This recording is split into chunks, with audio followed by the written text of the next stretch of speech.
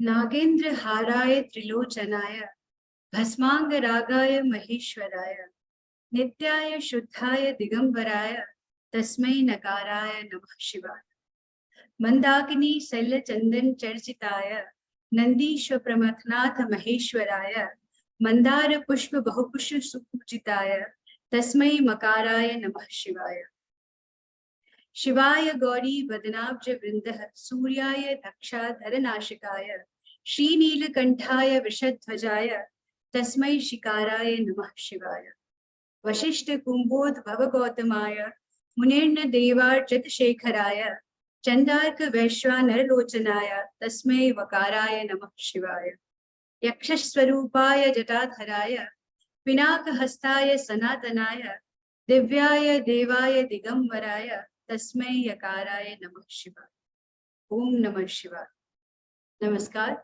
शिव चरणों में नमन करते हुए पुनः मैं डॉक्टर सुप्रिया आप सभी गणमान्य अतिथियों एवं सभी प्रतिभागियों का संस्कृत से संस्कृति की ओर विषय पर आधारित इस 10 दिवसीय कार्यशाला के चतुर्दिवस पर इस आभासीय पटल पर स्वागत करती हूँ। कल हमारे साथ संस्कृत भारती के उत्तर क्षेत्र के संगठन मंत्री श्री नरेंद्र जी जुड़े। उन्होंने अपने वक्तव्य में कहा कि आने वाला युग हम भारतीयों के लिए स्वर्णिम युग, क्योंकि हमारे पास संस्कृत है, किंतु इसके लिए हमें प्राचीन संस्कृति में जो हमारे पूर्वजों द्वारा बताई गई संस्कृति है, यथा सर्वे भवन्तु सुखिनः वसुधैव कुटुंबकम आदि को अपने चिंतन में लाना होगा। इसके पश्चात ही हम स्वर्णिम युग की कल्पना कर सकते हैं। उनका वक्तव्य अत्यंत ही ज्ञानवर्धक रहा।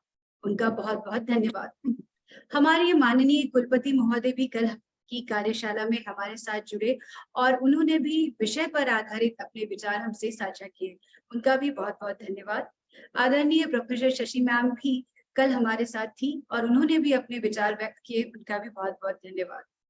आज हमारे मध्य वक्ता के रूप में उपस्थित है doctor Pankaj Kumar Mishra sir, associate professor Saint Stephen's College, Delhi University. आपका स्वागत है सर।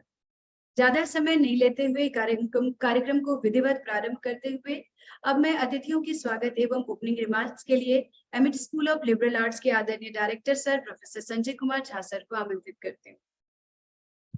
नहीं, अब तो मैं ये औपचारिकताओं में नहीं जाना चाहता हूँ सुप्रिया जी जी सर। क्योंकि सर को सुनने के लिए सब बेसब्री से इंतजार कर रहे हैं, तो हम सीधे सर के पास चलते हैं। बाकी जो हमारे प्रतिभागी हैं वो तो बड़े तन्मयता से सुनते आ रहे हैं सभी विद्वान को, और आज चौथा दिवस है। मुझे लगता है कि आज भी हमें बहुत कुछ सीखने को मिलेगा और जो भी नूतन ज्ञान देंगे आज सर, मुझे लगता है कि हमारे लिए एक बहुत बड़ी बात होती है। और कुछ प्रश्न है जो कि मैं बाद में सर से साझा करूंगा।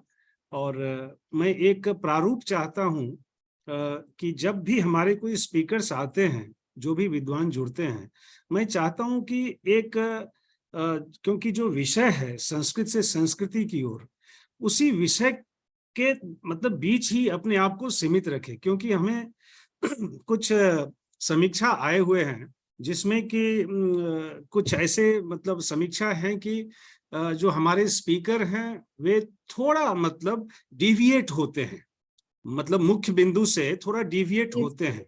तो वो डिविएशन जो है, वो डिविएशन को थोड़ा हम संतुलन में रखें और संस्कृत से संस्कृति की ओर कैसे जाएं, उसके उपाय जो भी हो सकते हैं वो हमसे बताएं और हम उस पर अमल करेंगे। और कैसे अमल करेंगे ये भी हम सीखना चाहेंगे अपने एस्टीम्ड जो भी हमारे रिसोर्स पर्सन्स हैं।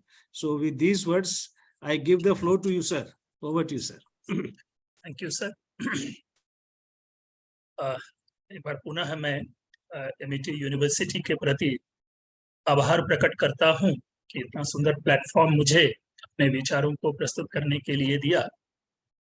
और मैं अपने इस वक्तव्य को चाहूंगा कि जो अपना इनॉग्रेल सेशन था, सेशन में जहां पर मैंने अपना वक्तव्य पूर्ण किया था, मैं वहां से कंटिन्यू करूं, क्योंकि मैं फोकस्ड था वहां पर संस्कृति से संस्कृति की तरफ की बात, और पूरे एक भारतीय संस्कृति को किस रूप में कहाँ कैसे ग्रेजुअली हम पाते हैं उसको पाएंगे। मेरे से जब आज बात हुई थी तो मेरे एक विषय के रूप में जब मेरे से पूछा गया था टॉपिक को लेकर के, तो मैंने अपना विषय दिया था Sanskrit language and Sanskrit literature. अगर हम उसको संस्कृत को एक कॉमन मान लें तो इन जनरल ये होता है लैंग्वेज एंड लिटरेचर। जहां तक संस्कृति की बात है, जो संस्कृति है वह हमारे अंतस्थल की वस्तु होती है। हम संस्कृति एक अमूर्त है, अनमेनिफेस्टेड फॉर्म होता है संस्कृति। हमारे मनो मस्तिष्क में कर्तव्य विवेक होता है, हमें क्या करना है, क्या नहीं करना है, किसके प्रति क्या भाव समर्पित करना है, ये सारी की सारी चीजें हमारे हृदय में, हमारे अंतस्थल में होता है। तो कुछ तो हम अपने शारीरिक गतिविधियों से उस संस्कृति को प्रकट करते हैं, कुछ हम अपनी भाषा के माध्यम से उस संस्कृति को प्रकट करते हैं, कुछ हम सामूहिक रूप में, जहां पर कि फेस्टिवल्स एंड ऑल, इन सारी चीजों को सेलिब्रेट करके हम उस संस्कृति को आगे बढ़ाते हैं, और कुछ उन संस्कृति को लिखित रूप में हम साहित्य में प्राप्त करते हैं और साहित्य से उसे सीखते हैं और फिर उसका हम प्रवर्तन करते हैं, उनको हम कंटिन्यू में करते हैं। तो जो संस्कृत की यात्रा है, हमने यह भी कहा था कि संस्कृति हमारी जब भी है वो भाषा से पूर्व है, क्योंकि भाषा बाद में आती है और संस्कृति पहले आती है। क्षमा करेंगे, ये मेरा एक अपना विचार है, इसमें विवाद भी हो सकता है, हम उसको परिचर्चा के क्रम में, क्योंकि मैं सोच रहा हूं कि 40 मिनट्स का अगर टाइम है तो 30 मिनट्स में अपने व्याख्यान को रख रहा हूं और 10 मिनट जो है वो मैं अपना इंटरैक्टिव सेशन रखूंगा, जिस किसी भी तरह के प्रश्न होंगे उनको मैं लूंगा। तो जो मैंने बातें कही कि संस्कृति पहले होती है। हाँ जी जी, आपके पास 1.5 आवर। हाँ, ओ सॉरी, जो भी है 1.5 आवर्स, यानी चलिए पहली बार ऐसा 1.5 घंटे का समय है। हाँ, तो 45 या 50 यानी 10 लास्ट 10 मिनट्स जो है उसको इंटरैक्टिव रखेंगे। वो तो जब आप घंटी बजा देंगे उसी समय में रुक जाऊंगा। हम सुनेंगे, आधा घंटा इंटरेक्शन के लिए रखते हैं। जी ठीक है, तो उसको हम 45 और 40 और 20 कर लेते हैं, जो भी है। हाँ। और वो तो जब सामग्री खत्म हो जाएगी तो अपने आप रुक जाएंगे, उसमें नहीं है चिंता, क्योंकि जब विषय खुलेगा तो मैं समझता हूँ गति बढ़ेगी। तो संस्कृति क्यों पहले होती है और भाषा क्यों बाद में होती है, इसको हम सामान्य रूप से भी एक समझने की चीजें हैं। क्योंकि हम अपनी, देखिए भाषा क्या है, हमारे ज्ञान की वाहिका है। हम जो भाषा भी, अगेन भाषा भी जो है अमूर्त है, हम भाषा को देखते नहीं, वो हमारे जो विजुअल जो कॉग्निशन है उसका पार्ट नहीं होता, वो हमारे मन में ही क्रिएट होता है उन चीजों को अभिव्यक्त करने के लिए। लेकिन यह भी एक संस्कार से हम प्राप्त करते हैं। जिस परंपरा में, जिस समाज में, जिस परिवार में, जिस वर्ग में हम रहते हैं, वहां से हम उस चीज को, भाषा को सीखते हैं और तब उस भाषा के माध्यम से हम संस्कृति को अपनी वाणी में ला करके और अपने लोगों में परिचर्चा का विषय बनाते हैं। सभ्यता बदलती रहती है लेकिन संस्कृति सदैव एक समान होती है, यह भी चीज हमें ध्यान रखना है, भले ही उनके व्यावहारिक पक्ष बदल जाए। एक छोटा सा उदाहरण है कि हमें हमारी संस्कृति ने सिखाई कि अपने गुरुजनों को पैर छू करके चरण स्पर्श करना चाहिए, प्रणाम करना चाहिए, और उनके लिए एक सिस्टम उन्होंने दिया कि हमें क्रॉस करके पैर, ऐसे जो है ना, क्रॉस करके पैर को स्पर्श करना चाहिए, यानी राइट जो हैंड है वो राइट पैर पे और लेफ्ट हैंड जो है वो लेफ्ट पैर पे पड़े।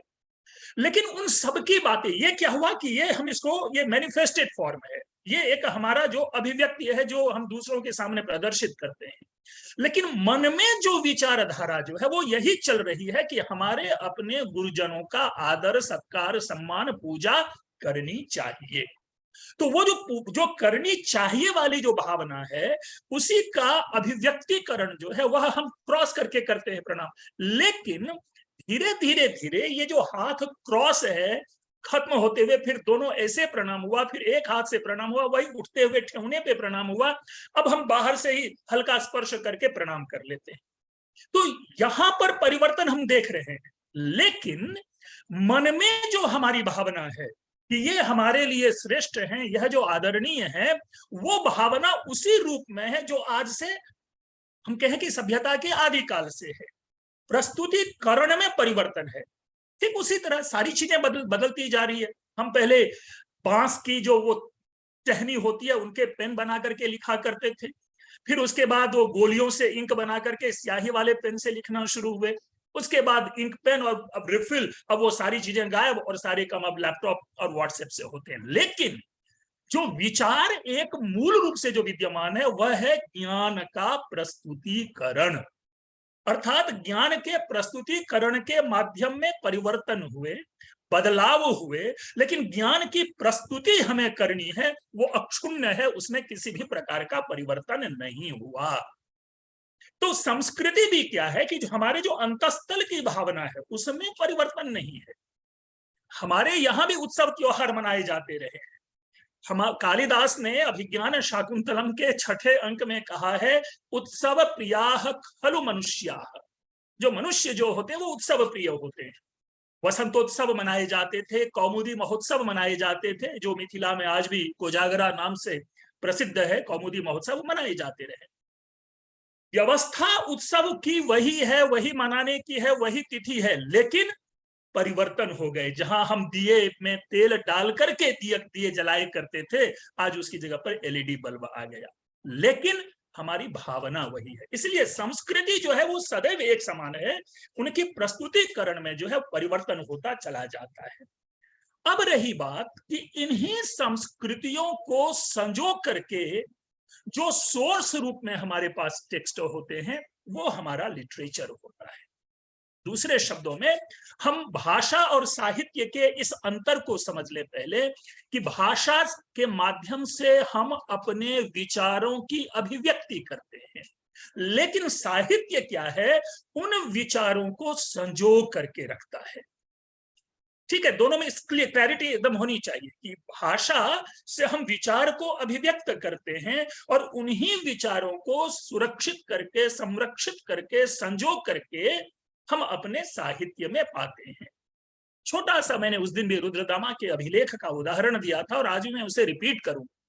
हमारे यहाँ बार बार गो पूजा आदि को लेकर के यथा समय एक राजनीतिक विचारधारा में विवाद उत्पन्न होते रहते हैं, और जो विपक्ष होते हैं वो प्रतिवाद उत्पन्न करते हुए यह प्रश्न पूछ लेते हैं कि कहाँ लिखा है गाय पूजा के बारे में, कहाँ ये लिखा है, कहाँ ये लिखा है कि लोग गोमांस खाते थे, कहाँ लिखा है कि ये नहीं खाते।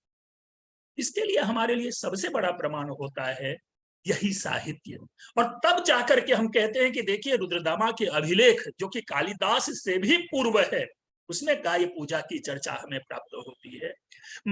अब आते हैं महाकवि कालिदास। रघुवंश का जो प्रथम द्वितीय तृतीय सर्ग है वो पूरा का पूरा कंट्रीब्यूशन ही है गो पूजा के लिए। कौन नहीं जानता कि राजा दिलीप ने नंदिनी की सेवा की, नंदिनी की पूजा की, तब जाकर के उनको अपने अभीष्ट की प्राप्ति हुई।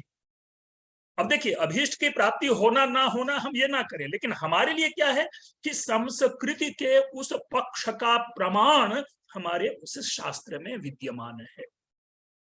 ये एक अलग आप देखेंगे कि तो साहित्य इस रूप में हमारी संस्कृति को सुरक्षित रखता है। हमें उसमें डेविएट होने के लिए वो एक कहते हैं कि बांध करके क्या चीजें कैसी होनी चाहिए वो साहित्य बताता है, अर्थात किसी भी प्रकार के डेविएशन से वो हमें रोकता है। वो पूरी तरह से प्यूरिफाइड वे में हमारे सामने प्रेजेंट किया जाता है। इसीलिए हमारे जितने भी प्राचीन शास्त्र हैं या प्राचीन साहित्य हैं, वे सारे के सारे साहित्य आपको प्राप्त होंगे कि एक पंक्ति भी इधर से उधर अपनी संस्कृति के विपरीत गमन नहीं करता। साहित्य, कोई भी साहित्य उलट करके देख लें, प्रारंभ वह मंगलाचरण से ही होगा, चाहे वो गद्य हो, चाहे वो पद्य हो, चाहे वो चंपू हो, चाहे वो नाटक हो। और मंगलाचरण यानी जो हम ईश्वर स्तुति करते हैं, ईश वंदना करते हैं, अपने अभीष्ट देव को स्मरण करते हैं, कोई भी ऐसा साहित्य नहीं मिलेगा जिसमें कि हम प्रारंभ जो है वह नमस्कार से नहीं प्राप्त करते। ये किसी ने हमें सिखाया नहीं, बल्कि वो परंपरा चलती चली आ रही और उस परंपरा का हम निर्वाह करते चले जा रहे हैं। अगर यही चीज हमारे साहित्य में नहीं होता तो हमारी संस्कृति जो है वो विशृंखलित हो जाती है, हमारी संस्कृति जो है वो किसी और दिशा में भटक जाती। एक चीज देखेंगे कि यह संस्कृति, जब हम भारतीय राष्ट्र की बात करते हैं तो आप कहीं भी चले जाएं, आप भले ही आज दिल्ली में जाएं, अब आप राजस्थान चले जाएं, मध्य प्रदेश चले जाएं, वह संस्कृति ही एक अदृश्य रेखा है, एक अदृश्य सूत्र है, एक धागा है, जो भारतवर्ष के किसी भी जगह चले जाएं हम उनसे बंधे पाते हैं, अपने को बंधा हुआ पाते हैं। तो मैं फिर साहित्य की ओर आता हूं, और जिस प्रकार से साहित्य में मंगलाचरण की बात हुई, जिस प्रकार से आप पाएंगे, अगर मैं एक महाकवि कालिदास के विक्रमोर्वशीयम का उदाहरण दूं, तो उसमें आपको दिखाया जाता है कि जो नायक पुरुरवा है वो भगवान सूर्य की उपासना कर रहा होता है, पूजा कर रहा होता है। ठीक है, अभीष्ट देव के चयन की स्वतंत्रता हम सब की है, हालांकि हम सभी जानते हैं एकम सब, ठीक है, विप्राह बहुधा वदंती, लेकिन अपने अपने सामाजिक परंपरा के अनुसार कोई कालिका की पूजा करते हैं, तो कोई शिव की भक्ति करते हैं, कोई विष्णु के समुपासक होते हैं, लेकिन उन सबके नेपथ्य में, उन सबके केंद्र बिंदु में जो एक परम चीज विद्यमान है, वह है अभीष्ट के प्रति हमारा समर्पण। और तब हम अपने बच्चों को बताते हैं, अपने कक्षा में बताते हैं या लोगों से चर्चा करते हैं कि आप देखें कि किस प्रकार ग्रेजुअली हमारी संस्कृति की बातें की जाती है। एक विशुद्ध राजनीति परक ग्रंथ है किरातार्जुनीयम, महाकवि भारवी की रचना है, 6th सेंचुरी एडी की रचना है, नहीं हाँ 6th सेंचुरी एडी की रचना है। अब उसमें एक गुप्तचर, एक वनेचर आता है दुर्योधन के विषय में सारी जानकारी लेकर के, और वो रिपोर्ट करेगा युधिष्ठिर को, लेकिन युधिष्ठिर के पास जाने से पहले वो पूरी तरह से अपने को एक शिष्ट व्यक्ति के रूप में प्रेजेंट करता है कि यदि हम ऐसे करेंगे तो ऐसा होगा, और यदि ऐसा करेंगे तो ऐसा होगा। और तब जाकर के पंक्ति वो देते हैं कि सौष्ठवोदार्य विशेष शालिनी विनिश्चितार्थमिति वाचमाददे, मतलब उनके सामने एक विनम्र भाव से, शब्दों की मर्यादा का ध्यान रखते हुए, अर्थपूर्ण, अर्थ गौरव से युक्त वह अपनी जो सूचना है वह युधिष्ठिर तक संप्रेषित करता है। हम कहां से ये सीख रहे हैं? हम दूसरे आते हैं, साहित्य की फिर बात करते हैं, बाणभट्ट कादंबरी की, गुरु और शिष्य के संबंध की बात आती है। वहां पर गुरु क्या परिवर्तन लाता है शिष्य में, और शिष्य को कैसे होना चाहिए गुरु के लिए, वो क्लियर है। इतना सुंदर एक डिस्कोर्स वहां पर हमें उपलब्ध होता है गुरु शिष्य के संबंध को लेकर के, जो मैं नहीं समझता कि विश्व के किसी भी लिटरेचर में प्राप्त होता है। विश्व के किसी भी साहित्य में इस तरह की चर्चा, इस चीजों का उल्लेख नहीं मिलता। तो ये जो साहित्य है, इसी रूप में हमारी संस्कृति को लेकर के चलती है। संस्कृति से थोड़ा सा भी अलग यह अपनी बात को प्रस्तुत नहीं करते, कहीं विरोध नहीं करते। भारतीय नाट्य परंपरा का मूल ही यही है कि वह सुखांत होगा, और हम आप सभी जानते हैं कि भारतीय संस्कृति जो है वह आत्यंतिक सुख की चर्चा करता है, जिसे हम लिबरेशन कहते हैं, सैल्वेशन कहते हैं, और इन अदर टर्म जिसे हम मोक्ष कहते हैं। लेकिन जो दूसरी संस्कृति में आप जाएंगे तो वहां पे ट्रेजेडी मिलती है, और यही कारण है कि जब भवभूति अपने नाटक की रचना करते हैं उत्तर रामचरितम में, क्योंकि पूरी परंपरा में हम आप सभी जानते हैं कि राम और सीता का मिलन नहीं है, लेकिन भवभूति अपने नाटक में राम और सीता का मिलन करवाते हैं परित्याग के बाद। वो केवल इसलिए कि नाटक की समाप्ति सुखांत हो। क्यों? क्योंकि भारतीय परंपरा, भारतीय चिंतन केवल और केवल सुख की कामना करते हैं। और ध्यान रखें, यह सुख कोई आपको मर्सिडीज कार वाला सुख नहीं है, या पिज्जा और मोमोज का ये सुख नहीं है। यह सुख है उस जीवन के समस्त दुखों से छुटकारा पाने का सुख। तो ये हम यहां से उन विषयों का चयन करते हैं, यहां से उन विषयों को लेते हैं। और जब हम अपनी संस्कृति की बात, जब अपने में उस संस्कृति को समाहित करते हैं, तभी एक स्वस्थ चिंतन का निर्माण होता है, तभी एक स्वस्थ व्यक्तित्व का निर्माण होता है। अगर हम उनका अनुपालन नहीं करते तो रावण बनते हैं, और रावण अगर उसका पालन करते हैं तो राम बनते हैं। और तब जाकर के साहित्य शास्त्र में, साहित्य दर्पण आदि में कहा जाता है कि रामादिवत वर्तितव्यम न रावणादिवत।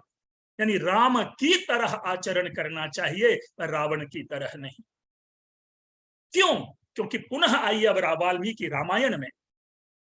मित्रों, परिवार का इतना सुंदर आदर्श अन्यत्र दुर्लभ है। पिता का पुत्र के प्रति, पुत्र का पिता के प्रति, माता का पुत्र के प्रति, पुत्र का माता के प्रति, भाई का भाई के प्रति, तो इस तरह का जो संबंध है राजा का सेवक के प्रति, वो जो एक पूरी तरह से जो एक प्रोटोकॉल है, जो वो एक शिष्टाचार है, जो वो शिष्ट आचरण है, मैं नहीं समझता विश्व के किसी भी साहित्य में ऐसा है। वो क्यों नहीं है, उसके भी पीछे रीजन है, क्योंकि उनकी सोच ही ऐसी नहीं है। हमारी जो सोच है, हमारी सोच की जो नींव है, वह है सत्यम, शिवम और सुंदरम की। ऐसी सुंदर कामना, ऐसी सुंदर अभिलाषा कहीं प्राप्त नहीं होती। हम शुरू से ही सत्य, शिव यानी कल्याण तत्व, और सुंदर यानी जो सत्य भी हो और जो कल्याणकारी हो वही सुंदर होता है। तो इस प्रकार सत्यम शिवम सुंदरम की अवधारणा हम लेकर के चलते हैं। ये कहां से हमें प्राप्त होती है? इन सारी बातों का समन्वय, इन सारी बातों का सामंजस्य केवल और केवल हमारे साहित्य में है। और जब मैं हमारे साहित्य की बात करता हूं तो स्पष्ट रूप में मैं संस्कृत साहित्य की बात करता हूं। इसका यह मतलब नहीं है कि अगर हिंदी साहित्य, अगर भारतीय परिवेश में लिखा गया इंग्लिश साहित्य है तो उनमें ऐसी बातें नहीं होंगी, ये मैं ऐसा नहीं कह रहा। लेकिन चूंकि मैं प्रतिनिधित्व कर रहा हूं संस्कृत भाषा और साहित्य का, इसीलिए जो हमारे उदाहरण है वह संस्कृत साहित्य का उदाहरण है। छोटी छोटी चीजों को पकड़िए, छोटे छोटे विषयों को लीजिए। आखिर क्या कारण है कि हमारे यहां स्तुतियों की सुदीर्घ परंपरा है? कोई भी ले ले, हर देवता के लिए, हर व्यक्ति के मन में वो स्तुतियां विद्यमान रहती हैं। अभी ओम नमः शिवाय को आधारित जो एक पद्य स्तुति इन्होंने सुनाई सुप्रिया ने, नागेंद्र हाराय त्रिलोचनाय, आप सबने देखा होगा उसे कि ये एब्रिविएटेड फॉर्म है। ये नमः शिवाय की व्याख्या है। और नमः शिवाय यानी ना से पहला है नागेंद्र हाराय, फिर मां से मंदाकिनी, फिर इसी तरह शी से शिकाराय वाला जो है शिवाय वदनाभ जो बिंद वाला। तो इस तरह से देखिए कहां कहां से उस परम तत्व को प्राप्त करने के लिए हम अपने को किस प्रकार, कहां, किस रूप से एकत्रित करते हैं, लाने की कोशिश करते हैं। तब एक चीज जरूर है कि जब हम साहित्य को पढ़ते हैं तो उस साहित्य को केवल और केवल हम साहित्य दर्पण या काव्य प्रकाश या कोई अन्य काव्यादर्श ऐसे ग्रंथ मात्र से साहित्य को ना समझें, क्योंकि इन्होंने हमें निर्देश दिया है कि साहित्य का सृजन कैसा होना चाहिए। इन्होंने यह नहीं बताया कि साहित्य की समीक्षा आधुनिक संदर्भ में कैसे होनी चाहिए। वो कहते हैं कि भाई ये अलंकार होना चाहिए, ऐसे छंदों का परिवर्तन होना चाहिए, नायक ऐसे होने चाहिए, रस को इस रूप में डालना चाहिए। तो वो एक स्ट्रक्चरल जो क्रिटिसिज्म है वो हमारा साहित्य शास्त्र देता है। लेकिन कवि किस उद्देश्य से किसी काव्य का निर्माण करता है उसकी समीक्षा हमारा साहित्य शास्त्र नहीं करता। और तब देखिए, चाहे वो महाकवि तुलसीदास हो या महाकवि कालिदास हो, दोनों की भावना देखिए एक साथ चलती है।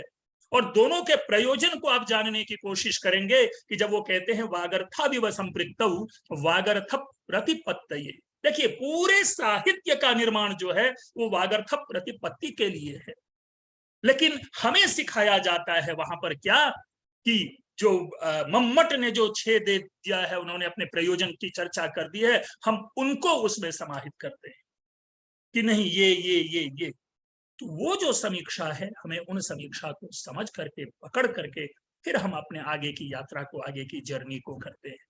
और पिछले क्लास में, पिछले उसमें मैंने संस्कृति के विषय में कहा था कि अगर हम संस्कृत को नहीं जानते तो हम अपनी संस्कृति को नहीं जानते, और जब हम अपनी संस्कृति को नहीं जानते तो फिर हम कुछ नहीं जानते।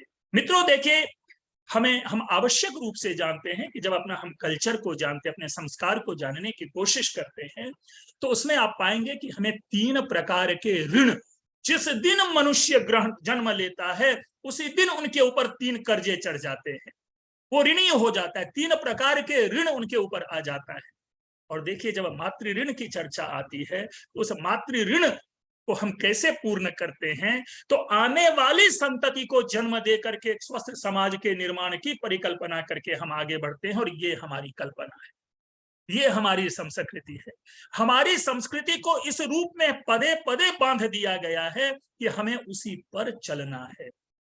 वैदेशिक संस्कृति में ये नहीं देखेंगे हम संतानोत्पत्ति करते क्यों हैं, इसके भी हमारे पीछे रीजन है।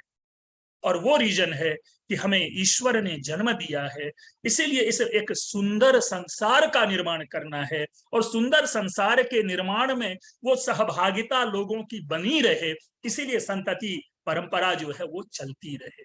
उस ऋण से ये बात हम ग्रहण करते हैं। आप लोग सभी जानते होंगे ऋषि ऋण है, देव ऋण है और मातृ या पितृ ऋण, जो भी कह लें एक ही शब्दावली है। ये सीख कहाँ से मिलती है, ये लक्ष्य हम कहाँ से पाते हैं, इसकी चर्चा हम कहाँ से पाते हैं? इस सब का एकमात्र स्रोत है और वह स्रोत है हमारा साहित्य। जो संस्कृत की बात आती है, मैंने उस दिन एक और चर्चा की थी कि दोनों के अगर स्ट्रक्चरल फॉर्म को देखें, संस्कृत और संस्कृति की, तो बहुत दूर तक कोई अंतर नहीं है। अंतर केवल यही है कि प्रत्ययात्मक भेद है, एक में त प्रत्यय है और एक में तीन प्रत्यय है। और चूंकि दोनों कृदंत है, इसलिए भाव भी लेकर के चलते हैं। और तब जाकर के 19वीं शताब्दी में यह कथन किया दिया गया कि संस्कृति ही संस्कृताश्रिता, कि जो हमारी जो संस्कृति है वो संस्कृत पर आधारित है, संस्कृत पर आश्रित है। बिना संस्कृतम नैव संस्कृति। इसकी व्याख्या हम इसी प्रकार लेंगे कि संस्कृत को जाने बिना, लेकिन हाँ अब यहां संस्कृत को जाने बिना इसकी व्याख्या बदल गई। इसकी व्याख्या बदल गई इसलिए कि आज हम इस संस्कृत को भी किसी भिन्न भाषा के माध्यम से समझते हैं, भिन्न भाषा के माध्यम से समझाते हैं। इसलिए हम यहाँ पर जरूर ये कहेंगे कि थोड़ी सी जो परेशानी है संस्कृत को समझने को लेकर के जरूर हुई है, क्योंकि हम सामान्य वाक्य सीख करके हम बोल चाल की एबिलिटी अपने में उत्पन्न कर लेते हैं, लेकिन उनकी गहराई को समझने के लिए हमें रेगुलर संस्कृत को समझने, शब्दशः संस्कृत को समझने की जरूरत है। क्योंकि यदि कोई कवि अपने काव्य में, अपने साहित्य में संस्कृत की शब्दावली का प्रयोग करते हैं, उनके पीछे कोई धारणा है, उनके पीछे कोई भावना है, उनके पीछे कोई अवधारणा है। ऐसे नहीं कि हम लोग अपने मन से वाक्य का कहीं पे कहीं कोई शब्द जोड़ दिया। वो शब्द एक एक तत्व को बताने वाला होता है। मैं दो उदाहरण देता हूं। जब पार्वती की तपस्या खत्म होती है, कुमार संभवम के 5वें सर्ग में महाकवि कालिदास लिखते हैं, तो आखिरी पद्य 86वें वर्ष की आखिरी पंक्ति है कि क्लेशः फलेन ही पुनर्नवताम विधाते। अब देखिए नवताम शब्द एक यहां पर है और एक दूसरा और दे रहा हूं, क्षणे क्षणे यन नवताम उपैति तदेव रूपम रमणीयताया। ये माघ का कथन है शिशुपाल वधम में। दोनों जगह नवताम शब्द प्रयोग है, क्लियर है। और लोगों ने वहां पर, समीक्षकों ने, टीकाकारों ने नवताम शब्द का अर्थ क्या लिया? न्यू, फ्रेश, रिफ्रेश होना, कि जब फल की प्राप्ति हो जाती है तो पुराने सारे कष्टों को भुला करके हम रिफ्रेश हो जाते हैं, ऐसा महाकवि कालिदास कहते हैं।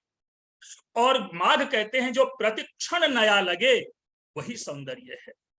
दोनों जगह देखेंगे कि नवताम शब्द जो है, नव शब्द है, इसका अर्थ न्यू लिया गया। लेकिन अब इसी में यदि आप जोड़ दें नव का अर्थ, आप 9, नंबर 9 जो है, 9 की संख्या, अगर वो लगा दें तो देखिए वो भी एक अर्थ आपको देगा, और वही अर्थ देगा और सुंदर अर्थ देगा। चूंकि 9 क्या होती है, 9 की संख्या, इसको कितनों भी बढ़ाते जाएंगे या घटाते जाएंगे, लेकिन जोड़ सबका जो है उसकी मौलिकता बनी रहती है। तो सौंदर्य वही है जो अपनी मौलिकता का परित्याग ना करे। तो नवताम शब्द क्या है? नव अर्थ बना। तो मित्रों, इसीलिए कभी कभी हमें अपनी संस्कृति को समझने में भूल हो जाती है। और समझिए क्या है, कहां पे भूल की बात मैं कर रहा हूं। हमें 4 संस्कार, हमारे लिए 4 आश्रम कहा गया। कि भाई ब्रह्मचर्य आश्रम है, गार्हस्थ्य आश्रम है, वानप्रस्थ आश्रम है और संन्यास आश्रम है। मैं नहीं समझता कि आप लोगों ने कभी इस पर विमर्श किया होगा कि चौथे आश्रम की कोई अवधारणा नहीं है। संन्यास चतुर्थ आश्रम हो ही नहीं सकता, कभी नहीं चतुर्थ आश्रम हो सकता। क्यों? क्योंकि संन्यास ऑलवेज ऑप्शनल है, मैंडेटरी नहीं है। हम ब्रह्मचर्य के बाद भी संन्यास ले सकते, ब्रह्मचर्य से पूर्व भी संन्यास ले सकते। जैसे शंकराचार्य ने ब्रह्मचर्य से पूर्व ही संन्यास ग्रहण कर लिया और ब्रह्मचर्य के बाद स्वामी विवेकानंद ने संन्यास ग्रहण कर लिया। हम गृहस्थाश्रम से पूर्व यानी ब्रह्मचर्य के बाद जो उदाहरण है, और हम गृहस्थाश्रम के बाद भी संन्यास ले सकते, जैसा गौतम बुद्ध ने लिया, शादी विवाह करने के बाद ले लेते हैं, यानी वानप्रस्थ से पूर्व भी संन्यास ले सकते। 4 आश्रम है लेकिन चतुर्थ का कॉन्सेप्ट नहीं है, क्योंकि वानप्रस्थ वो अवस्था होती है कि जिसके बाद मनुष्य 25 वर्ष कदाचित जीवित रह ही नहीं पाते, लेकिन हमें रटा दिया गया ये 25 वर्षीय 25 वर्षीय 25 वर्षीय 25 वर्षीय। भाई जो व्यक्ति 75 वर्ष वानप्रस्थ में रह जाएगा वो 25 वर्ष कैसे जीवित रह पाएगा? और यही कारण है कि हमारे प्राचीन शास्त्र में 4 आश्रमों की अवधारणा नहीं है। पहली बार जाबाल्योपनिषद जो उपनिषद है, जाबाल्योपनिषद में 4 आश्रम की चर्चा है। उससे पूर्व का जो छांदोग्योपनिषद है वो केवल 3 आश्रमों की चर्चा करता है। तो हमें संस्कृति को समझने की भी जरूरत है और संस्कृत को पकड़ने की भी जरूरत है। आप इसको जरा समझने की कोशिश कीजिए। इसी क्योंकि मैं ये एक नवीनता की बात कर रहा हूं, एक सोचने के तरीके की बात कर रहा हूं। हमें 4 पुरुषार्थों की अवधारणा हम जानते हैं, धर्म अर्थ काम मोक्ष। और चूंकि श्लोकों में परंपरा से ये बातें चली आ रही है कि धर्मार्थ काम मोक्षाणाम, तो वहां पर देखिए, और हम तब से ये समझने लगे कि नहीं, पहले धर्म, उसके बाद अर्थ, उसके बाद काम और उसके बाद मोक्ष। नो, सबसे पहले काम है। जरा इस चीज को ध्यान से समझिए। धर्म कभी पहले हो ही नहीं सकता। एक शिशु जब जन्म ग्रहण करता है तो उनके मन में भी दुग्धपान की भावना जगती है, इच्छा जगती है, और काम करता है इच्छा, काम करता है अभिलाषा। उसके और भी एक्सटेंडेड मीनिंग है। तो एक शिशु के मन में भी जो प्राथमिक भावना जो है वह काम की है। फिर जब बड़ा होता है, जब उन्हें धन की समझ आती है, तो वह अपनी इच्छा को उस अर्थ से गाइड करता है। इसलिए आवश्यक रूप में काम के बाद अर्थ आएगा। और जब हमें अर्थ का बोध हो जाता है तो फिर उसके बाद क्या है कि उनका हम प्रयोग धर्म के अधीन करें, नीति के अधीन करें, कर्तव्य के अधीन करें। तो इसीलिए तीसरे नंबर पर धर्म। और जब हमें धर्म का बोध होता है तभी हमें मोक्ष की प्राप्ति होती है। अन्यथा मनुष्य के जीवन में कभी भी प्राथमिक रूप से धर्म विद्यमान नहीं रहता। जब हम ज्ञान की प्राप्ति करते हैं, जब चतुर्दिक अपने वातावरण को समझने लगते हैं, तब हमें धर्म और अधर्म की परिभाषा मिलती है। उससे पहले तो मम्मी मैं चॉकलेट लूंगा, तो वो हमारी काम भावना हुई। मम्मी ने 10 रुपए दे दिए, वो अर्थ की भावना हुई। लेकिन जब उसी चीज की हमें समझ बढ़ जाती है कि आज 20 रुपए दिए, सारे पैसे खर्च कर देंगे तो घर कैसे जाएंगे, इसलिए पैसे को हम बचाते हैं, अच्छी जगहों पे उपयोग करते हैं। तो इस तरह से विचारों की एक श्रृंखला चलती है। इसीलिए हम संस्कृति को कभी भी गलत ढंग से व्याख्या न करें। संस्कृति को उन्हीं साहित्य से हम समर्थित करके चलें। अगर संस्कृति को साहित्य का समर्थन नहीं होगा तो डिरेलमेंट की संभावना सदैव बनी रहती है। और डिरेलमेंट से संभावना क्या है? कभी आप पाएंगे कि हम अपने मूल मार्ग से भटक के हम गलत दिशा में बढ़ जाते हैं। और उसका वही देखिए, जुआ है, शराब है, चोरी है, मारपीट है, इन चीजों में इसलिए हम चले जाते हैं कि हम अपने संस्कृति से डाइवर्ट हो रहे हैं। हमें संस्कृति ये नहीं सिखाती। हमें संस्कृति सदैव सबको साथ लेने की शिक्षा देती है। अभी बार बार सर्वत्र वसुधैव कुटुंबकम की चर्चा आती है। हमारा वैदिक वाक्य है, यत्र विश्वम भवत्येकनीडम। जहां पर सारा का सारा संसार जो है वह एक घोंसला के समान है, एक नेस्ट है। ये जिस तरह चारों दिशाओं से शाम रात बिताने के लिए पक्षियां उड़ उड़ के एक घोंसले में आते हैं, उसी प्रकार ये संसार है। और ये वैदिक वाक्य है, क्योंकि यत वसुधैव कुटुंबकम तो 7वीं शताब्दी का वाक्य है। उससे पहले वसुधैव कुटुंबकम की अवधारणा नहीं है, उससे पहले केवल एक ही अवधारणा है, यत्र विश्वम भवत्येकनीडम। और वसुधैव कुटुंबकम जो है यह हितोपदेश और पंचतंत्र की पंक्ति है। अयम निजः परो वेति गणना लघु चेतसाम उदार चरिता नाम तु वसुधैव कुटुंबकम। ये वैदिक वाक्य नहीं है, ये लौकिक परंपरा में लौकिक साहित्य का वाक्य है। वैदिक वाक्य यही है, यत्र विश्वम भवत्येकनीडम। यत्र यानी जहां, विश्व यानी ये समग्र संसार या हमारी समग्रता एक घोंसला बन जाती, एक घोंसले के समान है। और वही तो वसुधैव कुटुंबकम है सारी पृथ्वी हमारे लिए। इससे पूर्व और अथर्ववेदीय अवधारणा है कि माता भूमि ही पुत्रो हम पृथिव्या। इसी का जो एक कह सकते हैं कि दूसरा फॉर्म है, लेकिन बात वही कह रही है जो बातें यत्र विश्वम भवत्येकनीडम में कही गई और जो बातें वसुधैव कुटुंबकम के माध्यम से कही जाती है, वहां पर भी माता भूमि पुत्रो हम पृथिव्या इसी अवधारणा को एक्सटेंड करता है, क्योंकि हमारे लिए पृथ्वी माता के समान है। ऐसी विचार, ऐसी अवधारणा विश्व के किसी भी संस्कृति में आप पृथ्वी के प्रति ऐसा समर्पण, ऐसा प्रेम अन्यत्र प्राप्त नहीं होगा। अन्य लोगों ने पृथ्वी का दोहन करना सीखा और हमने पृथ्वी की पूजा करनी सीखी, केवल और केवल इसलिए कि हम उस संस्कृति के अधीन है, जिस संस्कृति की सीख हमें अपने साहित्य से प्राप्त होती है। ये अन्यत्र नहीं है, वो उसी साहित्य में है। आज हम बार बार बात करते हैं राष्ट्रवाद की, राष्ट्र चिंतन की अवधारणा करते हैं, राष्ट्र समर्पण की बात करते हैं, राष्ट्र के लिए सर्वस्व न्योछावर करने की बात करते हैं, लेकिन ये हमारी संस्कृति है, ये हमारा साहित्य है, हमारी परंपरा है और हमारा चिंतन है, जो कहता है जननी जन्मभूमिश्च स्वर्गादपि गरीयसी।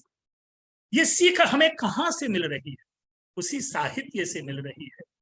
उन्हीं हमारे जो क्रांत दृष्टा ऋषि हैं, क्रांत दृष्टा जो हमारे जो चिंतक हैं, उनके माध्यम से यह अवधारणा प्रस्तुत होती है और तब जाकर के हम एक पूरी तरह से उस राष्ट्रीय संस्कृति में प्रवाहित होने लगते हैं। माता जननी जन्मभूमिश्च स्वर्गादपि गरीयसी। तो मित्रों, जब जब संस्कृति को समझने की आवश्यकता होगी, तब तब साहित्य हम आवश्यक रूप से हमारे लिए एक ट्रेजर का काम करता रहेगा। साहित्य नहीं है तो हम अपनी संस्कृति को बचा करके नहीं रह सकते।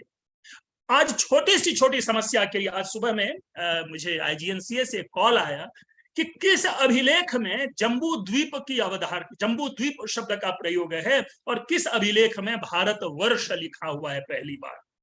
तो मैंने छूटते ही कहा कि जो हाथी गुम्फा का अभिलेख है कलिंग का, आप जाकर के देखें, सर्वप्रथम भारतवर्ष शब्द का प्रयोग वहां पर किया गया है। भारतवर्ष ये आधुनिक शब्द नहीं है।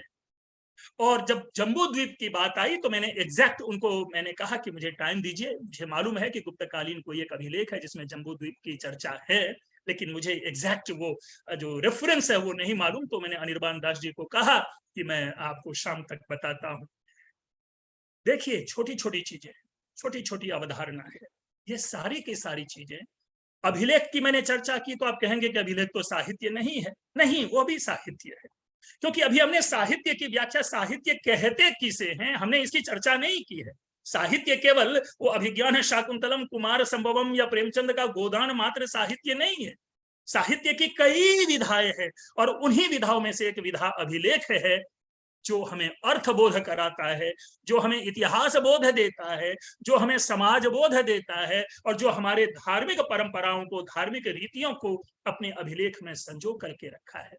और तभी जब भाषा की बात आती है, जब संस्कृत भाषा की बात आती है, तो मैं हमेशा से, अभी एक JNU के आए थे सज्जन मिरांडा हाउस में, उन्होंने कहा कि संस्कृत लोग बोलते नहीं थे। नहीं मित्रों, Forget all those arguments. Simple concentrate on that कि जितने भी अभिलेख उस काल के हैं वो संस्कृत में लिखे गए हैं। क्यों लिखे गए हैं संस्कृत में अभिलेख? आज यदि नरेंद्र मोदी जी गुजरात में जाकर के किसी फ्लाईओवर का उद्घाटन करेंगे तो उसका इंस्क्रिप्शन किस भाषा में लिखा होगा? गुजराती में लिखा होगा। क्यों गुजराती में लिखा होगा? क्योंकि वहां के लोग गुजराती जानते हैं, आम व्यक्ति गुजराती समझते हैं, और राजाओं के जो अभिलेख होते थे वे आम व्यक्ति के लिए होते थे। जो भी किसी भी प्रकार की वे अपनी सूचनाओं का आदान प्रदान जब करना उनको होता था, तो अगर कहा जाए कि इस सुदर्शन झील का जीर्णोद्धार रुद्रदामा ने करवाया, केवल 5-10 पढ़े लिखे लोगों के लिए उसने वो लिखवाया नहीं, जो भी उस सुदर्शन झील से आम व्यक्ति भी, चरवाहा भी फायदा उठाने के लिए आता होगा तो उसकी नजर वहां पर जाती होगी और पढ़ता होगा, अरे ये अभिलेख जो है ना, ये जो संदेश है ये रुद्रदामा, राजा रुद्रदामा का है। और अभिलेख सबसे बड़ा माध्यम था पीपल टू पीपल कनेक्शन का, उनमें लिखे विचारों का, उनमें लिखी बातों का। अन्यथा किसके उपयोग का है वह अभिलेख?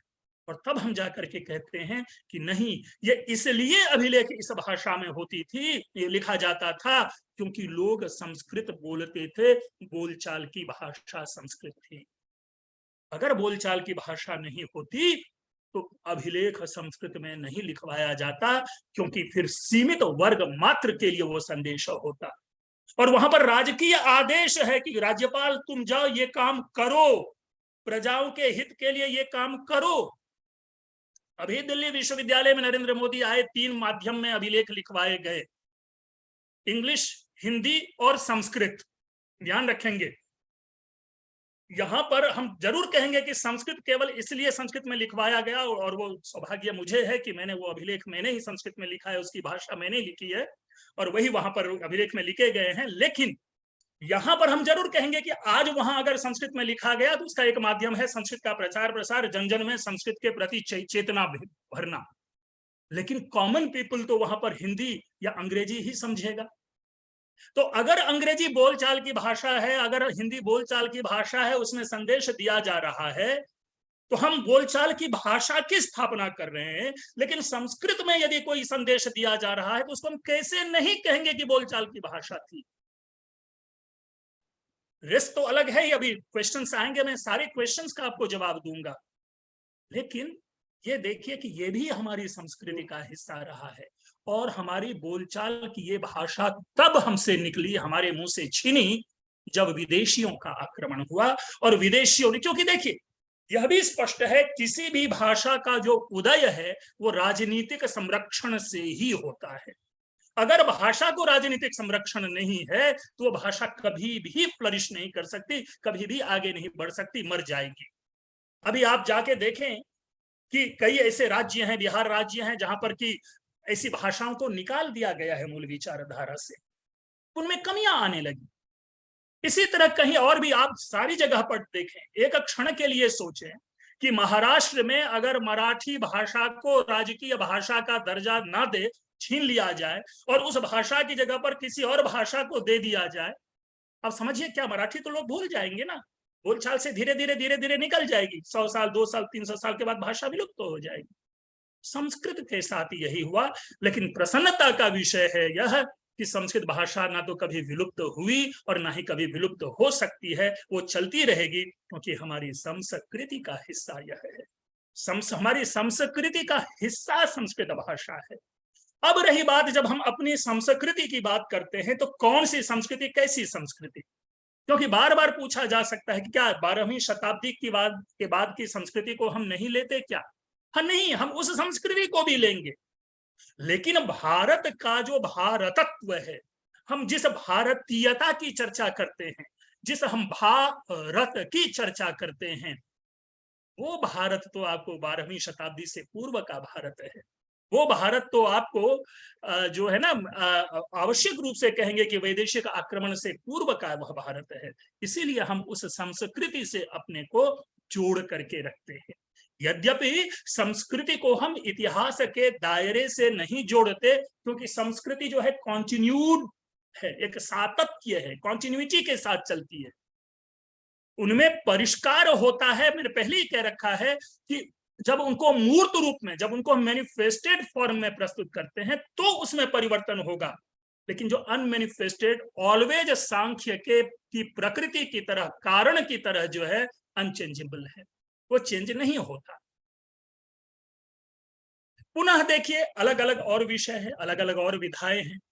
संस्कृति का सबसे महत्वपूर्ण अंग जो माना जाता है, जिसको हम बैक में जाकर के देखते हैं, वो इतिहास होता है।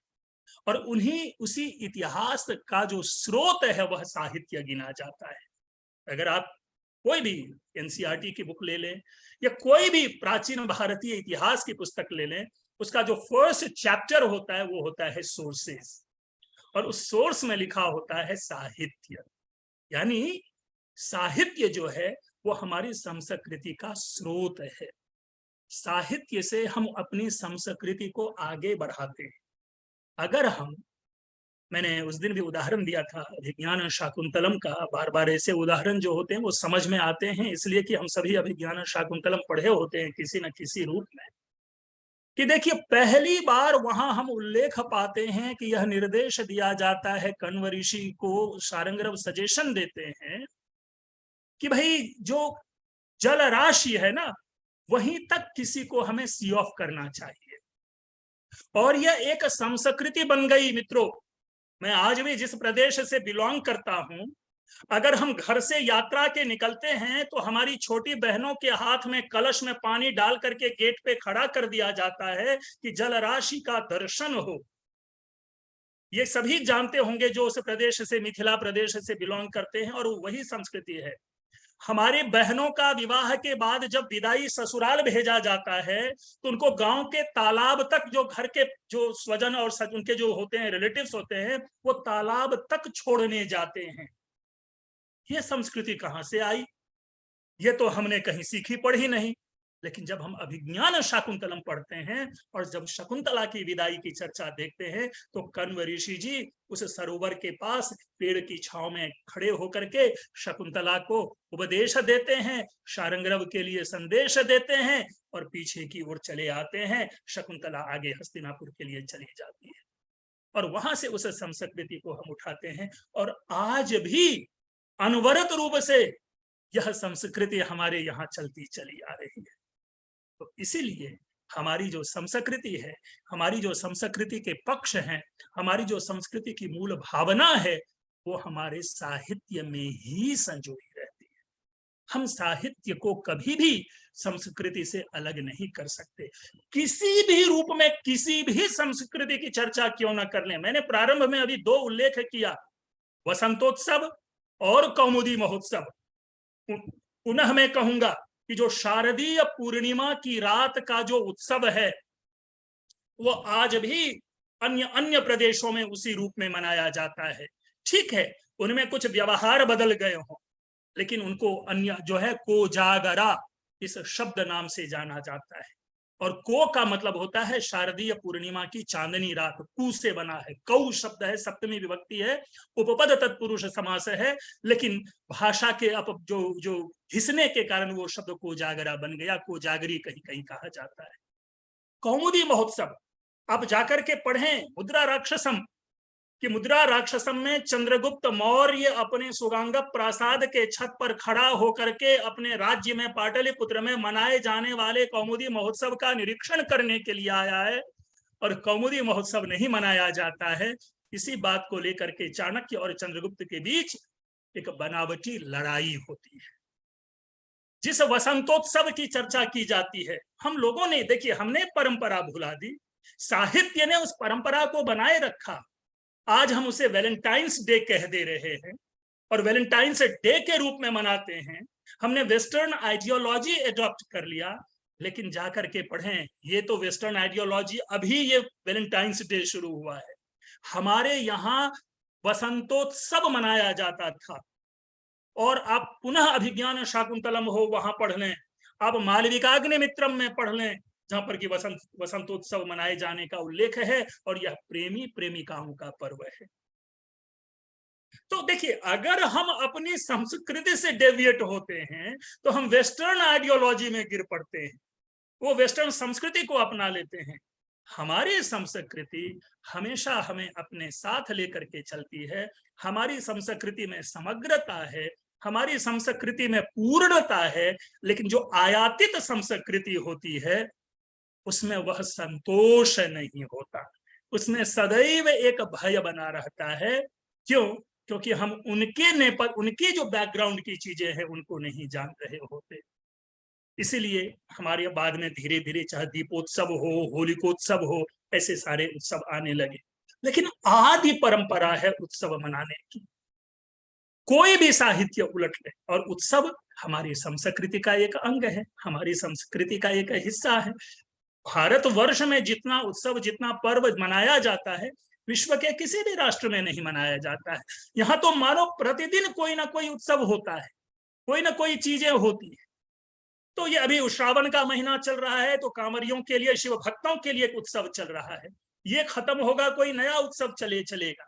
और यह संस्कृति, यही जो उत्सवीय संस्कृति है, हमें ऊर्जा देती है, हमें प्रेरणा देती है। चरे वेति की, चलते रहो की प्रेरणा देते हैं।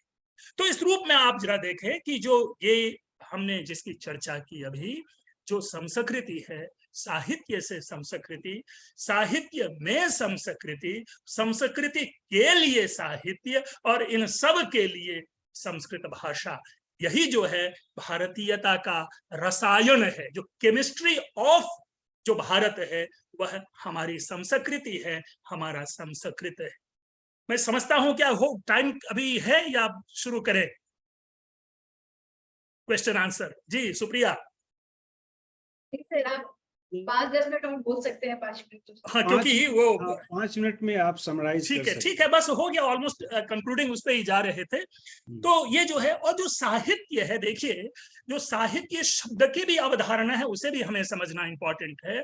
अगर संस्कृत की दृष्टि से देखें तो इनका जो निहितार्थ है वह यह है सहितस्य भाव।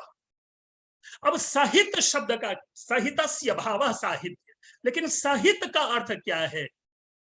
समाज के जो सूक्ष्म से सूक्ष्मतम जो घटना है, उपघटना है, यथार्थ है, उनको हम जहां समाहित करते हैं वो साहित्य है। इसीलिए सहितस्य भाव साहित्य। इसलिए संस्कृति हो या संस्कृति की कोई भी एक सूक्ष्म रेखा हो, उनके लिए साहित्य परमावश्यक हम कह सकते हैं, ये एक तत्व है। अगर साहित्य नहीं है तो हमारी संस्कृति मानो पहाड़ी इलाके की नदी बन जाती है, और अगर साहित्य है तो वो मैदानी इलाके की नदी बनी रहती है। यही अंतर है साहित्य, और यही संबंध है साहित्य और संस्कृति की का। मैं एक बार फिर से इसे चाहूंगा कि मैं इसे रिपीट करूं कि अगर साहित्य है तो हमारी संस्कृति मैदानी नदी है, यानी गंगा, यमुना, कोशी आदि जो सालों भर जलपूर्ण रहती है जो नदी। और यदि साहित्य नहीं है तो वो हमारी संस्कृति पहाड़ी नदी बन जाती है, जो गर्मी के मौसम में आकर के सूख जाती है या उसमें पानी नहीं रहता। तो संस्कृति के लिए मानो एक जो जल रूप का कार्य है वो हमारा साहित्य करता है, और उस साहित्य में हम जितना अवगाहन कर लें, हम मानो उतना ही संस्कृति स्नात, यानी संस्कृति में अपने को नहाया हुआ पाते हैं। साहित्य में डुबकी मतलब संस्कृति का स्नान कर लेना। तो ये अपना साहित्य है, और इसी भाव को, जो सहितस्य भाव है, इसी भाव को भामह, जो बहुत बड़े साहित्य शास्त्री हुए, उन्होंने सहितौ शब्द का प्रयोग किया है। शब्दार्थ सहितौ काव्यम। तो जो सहित जो है वहां पर इनका जो अर्थ जब हम लेते हैं तो कदाचित इन समग्रता को उसमें हम लेकर के चलते हैं। मैं समझता हूं मित्रों, बहुत सारी बातें तो क्वेश्चन आंसर के माध्यम से होगी, और मैं अगर क्वेश्चन आंसर आते हैं तो मुझे काफी अच्छा लगता है कि क्वेश्चन आए, तो उनके माध्यम से और कोई नई बात निकलेगी और वो मैं आप तक संप्रेषित करने का प्रयास करूंगा। वैसे मुझे लगा कि बहुत कम समय पहले ही मैंने बिफोर टाइम, क्योंकि पता ही नहीं चला समय का नहीं, बहुत बहुत धन्यवाद सर, आपने बहुत ही सुंदर तरीके से साहित्य और संस्कृति को लेके विचार हमारे समक्ष रखे। पहले मैं अपने डायरेक्टर सर को ही कहूंगी कि उनके मन में कोई प्रश्न है तो वो पूछे, उसके बाद हम किसी और को मौका देंगे। नहीं, पहले तो हमारे प्रतिभागियों को मौका दें। मैं तो आयोजक हूँ, इसलिए मैं तो प्रश्न पूछूंगा ही और पूछता रहूंगा। इसलिए पहले मैं चाहूंगा कि एक दो प्रश्न अपने प्रतिभागियों से लें। मतलब प्रश्न क्या, कोई समीक्षा हो किसी भी प्रकार की। पर पूरा इंटरैक्टिव होना चाहिए, ये जरूरी नहीं है। आप अपने भी मत, अपने भी विचार प्रस्तुत कर सकते हैं। जी सर, मेरी जिज्ञासा है, पहला आपका बच्चा विद्यार्थी अखिलेश जी, पहले बाहर से हम मौका दें, यदि कोई अच्छा, प्रश्न ठीक है। पूछना चाहे। अजय जी भी दिखाई दे रहे हैं, अजय जी को मेरा प्रणाम। नमस्कार सर। प्रणाम सर, आपका सुभाषण बहुत ज्ञानवर्धक होता है सर, हमेशा ही। और हम बड़े आपके आभारी हैं कि आप अरे सर, ऐसे नहीं, नहीं, अपनी जो है ज्ञान की गंगा जो है वो हमारे एमिटी जो है Amity school of liberal art में आप हमेशा ही आते हैं। तो पहले कोई और प्रश्न पूछ रहे कुछ? जी, मेरे जी, जी, हाँ। तो अखिलेश, बाहर के प्रतिभागी कोई पूछना चाहे, फिर हम अपने जी, अखिलेश जी को मौका देंगे पूछने का। मोहित महोदय कहाँ गए सब? हेमचंद जी, नहीं, सब यहाँ है, बहुत अच्छे अच्छे विद्वान हमारे साथ जुड़े हुए हैं।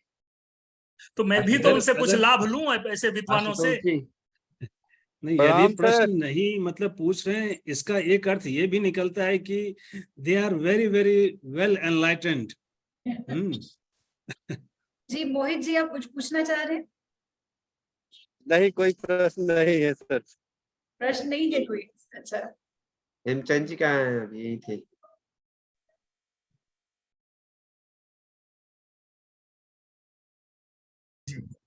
अखिलेश जी आप ही प्रारंभ करें प्लीज। हाँ। तब तक किसी के मन में और जिज्ञासा होगी तो वो आ जाएगी। सर, मेरी जिज्ञासा ही है, प्रश्न नहीं है, जिज्ञासा है एक विद्यार्थी के रूप में। आपने एक धर्मशास्त्रीय, सांस्कृतिक, साहित्यिक और संस्कृति, दो शब्दों का आपने बड़ा समन्वयात्मक बहुत सुंदर व्याख्या किया और एक नई चिंतन को जागृति किया आपने, या मार्ग एक प्रशस्त हुआ हम सब कुछ सोचने के लिए भी। उसमें एक जिज्ञासा है, आपने जो चतुर्थ पुरुषार्थ, धर्मार्थ, काम, मोक्ष और आश्रम की व्यवस्था पर प्रश्न चिन्ह किया और एक चिंतन, नूतन चिंतन रखा, वह बहुत ही अच्छा लगा। और सर, एक ये कि जब हम संन्यास की या मोक्ष की चर्चा करेंगे नहीं, तो वो क्या गृहस्थ में रहते हुए व्यक्ति, वो तो सामाजिक बंधनों में बंधा रहेगा, और ब्रह्मचर्य अवस्था में रहते हुए विद्या अध्ययन में क्षेत्र व्यस्तता रहेगा।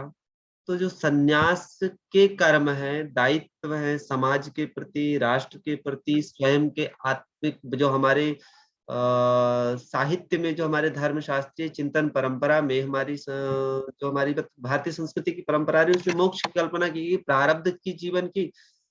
हमने कर्म किए और जो मतलब संचित कर्म है, तो उनके उत्तम कर्मों के लिए, कार्यों के लिए हमें गृहस्थ और वानप्रस्थ संन्यास की आवश्यकता पड़ेगी। जो कार्य हम गृहस्थ में और ब्रह्मचर्य काल अवस्था में व्यक्ति कर नहीं सकता।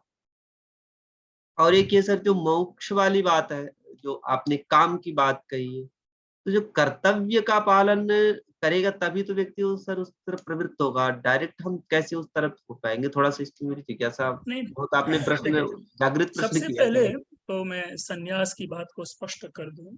जो संन्यास की अवधारणा है, वो व्यक्ति किसी से भी बंध कर नहीं रहता, वो निर्बंध हो जाता है, ना व्यक्ति से, ना समाज से, ना राष्ट्र से।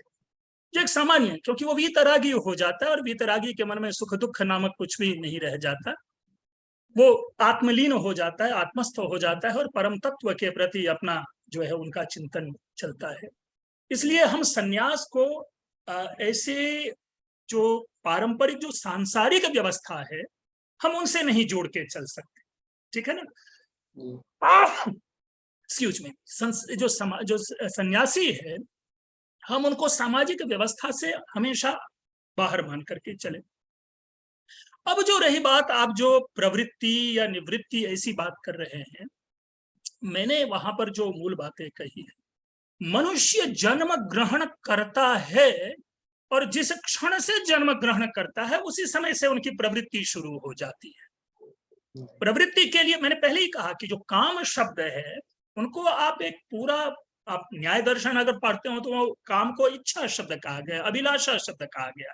हम एक केवल पर्टिकुलर मीनिंग के लिए उसको प्रयोग में नहीं लेते हैं, क्योंकि इच्छा नहीं होगी तो सृष्टि नहीं होगी। मनुष्य जब जन्म ग्रहण करता है उसके बाद से ही उसकी इच्छाएं बनने लगती है।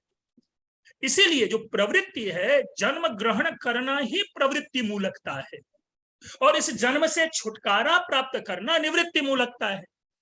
तो अब यहां देख लीजिए कि आप आश्रम से उसको रिलेट कीजिए, ब्रह्मचर्य से लेकर के वानप्रस्थ जो है वो प्रवृत्ति मूलक है, और संन्यास निवृत्ति मूलक है। धर्म अर्थ काम प्रवृत्ति मूलक है, मोक्ष निवृत्ति मूलक है। तो इसलिए प्रवृत्ति यहीं से प्रारंभ हो जाती है। व्यक्ति जब तक संसार में रहेगा, व्यक्ति की जब तक इच्छा संसार के लिए होगी, तब तक वह प्रवृत्तिशील है। जिस दिन इस संसार से वैराग्य उत्पन्न होता है वो निवृत्ति के मार्ग को ग्रहण कर लेता है। तो ये दो आई। और जो तीसरी जो चौथी जो मैंने धर्म अर्थ या जो संन्यास आदि की मैंने चर्चा की, वो मेरा अपना एक इंटरप्रिटेशन है, क्योंकि मैंने ये देखिए सोचा कि वेदों में, ब्राह्मण ग्रंथों में, शतपथ ब्राह्मण आदि में कहीं भी आप चर्चा नहीं पाएंगे, ठीक है, कि हमारे 4 आश्रम थे। पहली बार 4 जो कॉन्सेप्ट ऑफ 4 स्कूल्स, जो 4 स्टेजेस ऑफ लाइफ जो है वो जाबाल्योपनिषद में है। और जाबाल्योपनिषद से जो पूर्व का उपनिषद है छांदोग्योपनिषद, वो आवश्यक रूप में 3 ही आश्रम की चर्चा करते हैं। क्यों? जो मैंने वो बातें की वो इसीलिए कि संन्यास एक वैकल्पिक है, ये चतुर्थ नहीं है, फोर्थ नहीं है, यानी फर्स्ट के बाद नहीं, फर्स्ट सेकंड थर्ड के बाद नहीं, वैकल्पिक है। जो थर्ड से पहले भी हो सकता है, सेकंड से पहले भी हम अडॉप्ट करते हैं। और हमने आपको एग्जाम्पल दिया, उदाहरण दिया आपको कि भगवान बुद्ध गृहस्थाश्रम के बाद संन्यास ग्रहण कर लेते हैं, तो वहां तो उनके लिए फोर्थ नहीं हुआ ना। वो आदि शंकराचार्य शैशवा काल में संन्यास ग्रहण कर लेते हैं, तो वो तो ब्रह्मचर्य में भी नहीं गए, उनसे पूर्व ही संन्यास ग्रहण कर लेते हैं। जी, ये प्रवृत्ति तो हमारी वानप्रस्थ में भी हो जाती, तो हम इसको क्या चीज? तो संन्यास का है जो आपने प्रश्न किया है, तो वानप्रस्थ में भी यही हो जाता है इसका। हाँ, ये तो मैं कह ही रहा हूँ, मैं तो वही तो समझा रहा हूँ कि वैकल्पिक है, जो कि किसी भी समय हो सकता है। उसके लिए आवश्यक नहीं है कि मैं वानप्रस्थ में ही जाना पड़े, इसके लिए आवश्यक नहीं है कि मुझे विवाह करना ही पड़े। लेकिन गृहस्थाश्रम में जाने के लिए आवश्यक है कि आपकी शादी, आपका विवाह होना है। बिना विवाह का गृहस्थाश्रम नहीं है, बिना संतानोत्पत्ति का वानप्रस्थ नहीं है। तो ये जो कुछ चीजें हैं हमें इनको भी समझना है। इसीलिए हमने संन्यास को, देखिए आश्रम 4 हैं, ये पहले कर दिया, कोई डिनाइल नहीं है, लेकिन चतुर्थ जो है उसकी अवधारणा नहीं है। अवधारणा प्रथम, द्वितीय और तृतीय की है, और जिसे हम चतुर्थ कहते हैं वो वैकल्पिक है। ये मेरा उस पर एक था। ठीक है, और कोई आपके सर जो उस मतलब परम तत्व की निवृत्ति प्राप्त करनी है व्यक्ति को जीवन में, तो गृहस्थ में ब्रह्मचर्य में भी कर सकता है फिर उसी माध्यम। हाँ, नहीं, ये तो मैं कह ही रहा हूँ ना। तो शंकराचार्य जी का जो उदाहरण सामाजिक जीवन बाधा है गुरु जी, उससे कैसे? उस परम तत्व के लिए, उस परम पद, उस परम तत्व की प्राप्ति के लिए किसी आश्रम से गुजरने की आवश्यकता नहीं है। हाँ। ये स्पष्ट है, यही मैं शुरू से शंकराचार्य का जो हमने उदाहरण दिया। लेकिन क्या है, हमारा जो समाज है ना, एक नियम पर चलता है। हम जन्म ग्रहण करते हैं, हम विवाह करते हैं, हम विवाह के बाद हमें संतान की प्राप्ति होती है। उन संतानों को पूरी तरह से उनको जीवन में व्यवस्थित करके, और तेरी दुनिया से होके मजबूर चला, मैं बहुत दूर बहुत दूर बहुत दूर चला, वानप्रस्थ में चले जाते हैं। ये क्या है कि ये सामाजिक जीवन का निर्वाह है।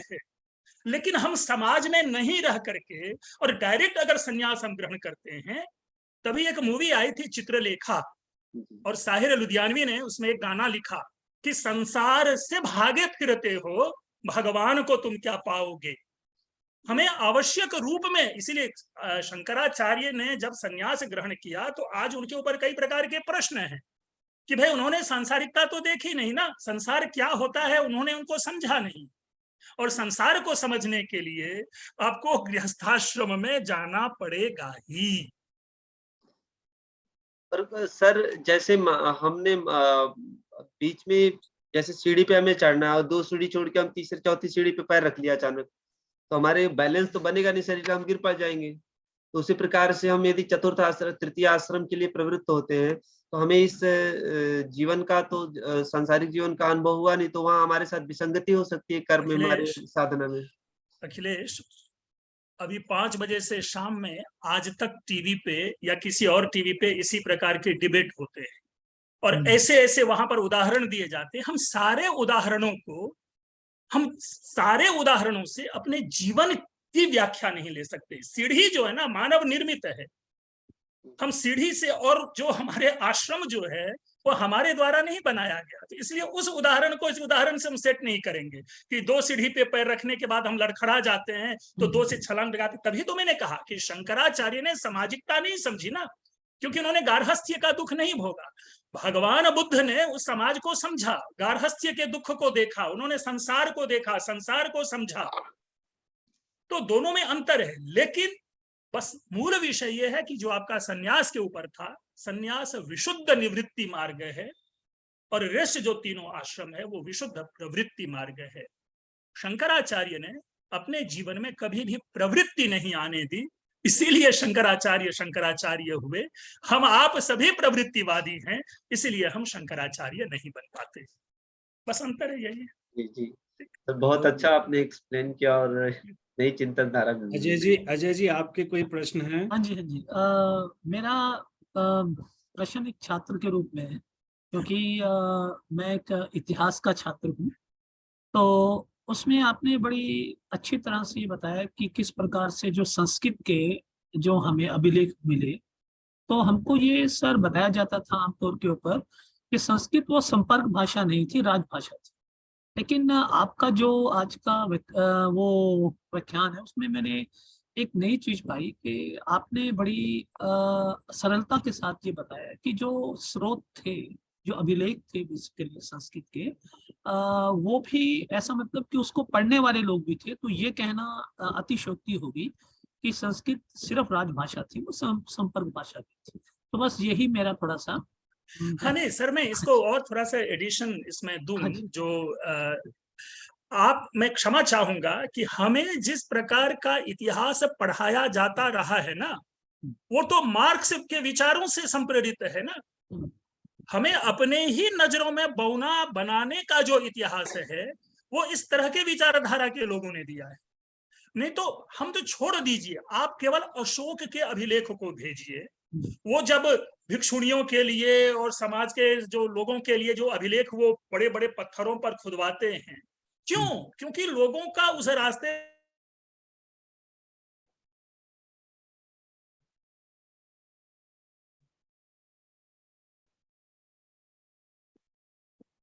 हमारे पंकज सर डिस्कनेक्ट हो गए क्या? हाँ सर, आवाज नहीं आ रही। नहीं, उनका शायद हैंग हो गया था। Hang हो गया। डिस्कनेक्ट तो नहीं है, बट आ रहे होंगे।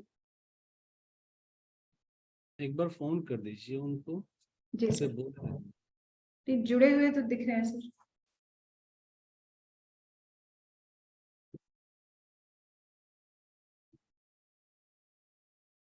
जी सर, वहां से कुछ इंटरनेट का सर ने आदरणीय मिश्र सर ने बहुत अच्छी बात बताई कि जो वास्तविकता है, जो हमारे अभिलेखीय शास्त्र है, संस्कृत में डिफरेंट स्कूल्स हैं, उसमें एक अभिलेख शास्त्र का एक स्कूल है। गुरु जी आगे हम जुड़ गया सर जुड़ गए। सर आप म्यूटेड हैं। सर आप म्यूट हो गए हैं। हाँ, लाइट चली गई है मेरी, तो फिर अभी मैंने अच्छा। हॉटस्पॉट लिया है। हाँ, एनीवे, तो थोड़ी देर के लिए बस बाधित हुआ था। हाँ, तो वही जो सर अजय सर जो मैं कह रहा था ना, वो हमें इस तरह से सिखाया गया। मैं तो केवल आप देखें कि जिस प्रकार से अशोक ने पाली या प्राकृत भाषा में अपने अभिलेखों को लिखवाया है, वो तो आम व्यक्ति के लिए है, पत्थरों पर खुदे हुए हैं। राहगीर जाएंगे, उसे पढ़ेंगे और उसके अनुसार पालन करेंगे कि भाई आज से हमें हिरण को नहीं मारना है और आज से मोरों को नहीं मारना है। ये कहाँ से राजकीय भाषा हो सकती है? और उसी प्रकार से अगर हमारे संस्कृत के अभिलेखों में इस प्रकार का आदेश, इस प्रकार का निर्देश है, तो हम उसे क्यों नहीं उनको हम लोग से अटैच करें कि भाई लोगों के लिए ये निर्देश है। आप कोका कोला का एड मनाली के रास्ते के पहाड़ियों पर कर देते हैं, वो क्यों? आम भाषा में आम लोग जो वहां से गुजरेंगे वो उसे पढ़ेंगे। हम तो उसी रूप में देखते हैं ऐसे अभिलेखों को। तो ये है कि ये बोलचाल की भाषा रही है। अब उसका टेन्योर कुछ भी हो सकता है, हम उसे 200 साल कह सकते हैं या 50 साल कह सकते हैं, but yes, Sanskrit was a communicative language. Thank you sir.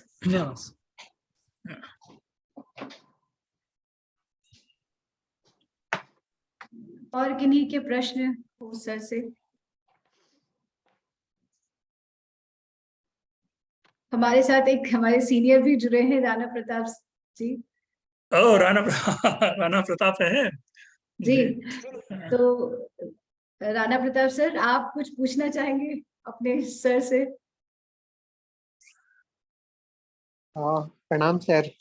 प्रणाम। कैसे है राणा प्रताप? दर्शन दे दीजिए, मतलब इस तरह से फिर। हाँ, चलिए जी। ठीक हूँ सर, ठीक हूँ सर। हाँ, जी जी जी। पूछें, प्रश्न क्या है राणा प्रताप? हाँ, कुछ नहीं है सर, बस अभिभूत हूँ सर आपको सुन करके। अरे सर आपको सुनना तब भी अच्छा लगता था, और अभी तो सर बस मन पूर्ण होकर के सुने जा रहे थे सर, हमको चुपचाप से। Thank you, thank you, thank you. गुरुजी मेरी एक जिज्ञासा हो रहा है। जी बताएं।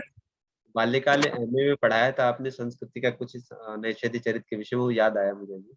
आपने आज एक बहुत महत्वपूर्ण संस्कृति के साथ जो है हमारे साहित्य शास्त्रों का, मतलब साहित्यिक ग्रंथों का भी उल्लेख।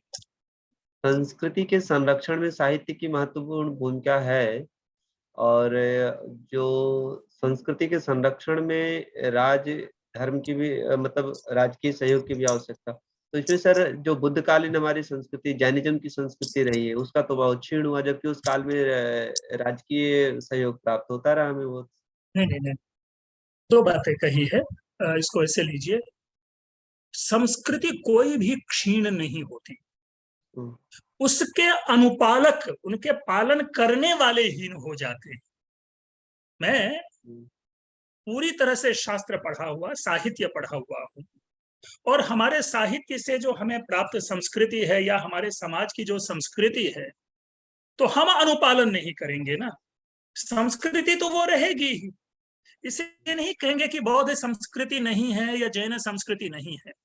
उनके जो फॉलोअर हैं, जो जैन धर्म को मानने वाले हैं, जो बौद्ध धर्म को मानने वाले हैं, वे तो अपनी उन संस्कृतियों का अनुपालन कर ही रहे हैं ना। हम उन संस्कृति को अपने में नहीं समाहित कर रहे, हम उनका अनुपालन नहीं कर रहे, लेकिन उनकी संस्कृति तो चल ही रही है।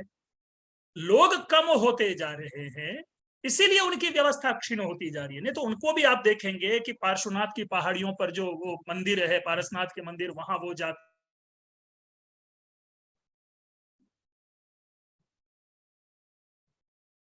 से डिस्कनेक्ट हो गए शायद। अच्छा, नहीं, जो मंदिर है ना, जो तो वहां वे लोग भी जाते हैं मनाने के लिए। अभी हम लोग बुद्ध पूर्णिमा मनाते हैं, भगवान बुद्ध की जयंती मनाते हैं। तो ये देखिए चीजें हैं, लोगों की संख्या कम हो जाने से वे संस्कृतियां धूमिल पड़ जाती है। जितना अधिक पार्टनर, जितना अधिक लोग उसको सेलिब्रेट करेंगे, उतने अधिक लोग उनके होंगे। इसलिए मैं इस मत से सहमत नहीं हूं कि बौद्ध संस्कृति विलुप्त हो गई या जैन संस्कृति विलुप्त हो गई। संस्कृति तो अक्षुण्ण रूप से उन साहित्य में विद्यमान है, उनको मनाने वाले हम नहीं रह गए। हम ये कहते हैं उनके पालन करने वाले हम नहीं रह गए, ये हम कहेंगे। संस्कृति कभी विनष्ट नहीं होती, ना ही विनष्ट हो सकती है। नहीं तो इतनी बार प्रलय की अवधारणा है कि हमारी पृथ्वी विनष्ट होती है फिर पुनः होती है, सर्ग और प्रतिसर्ग, पर वो संस्कृति चली आ रही है।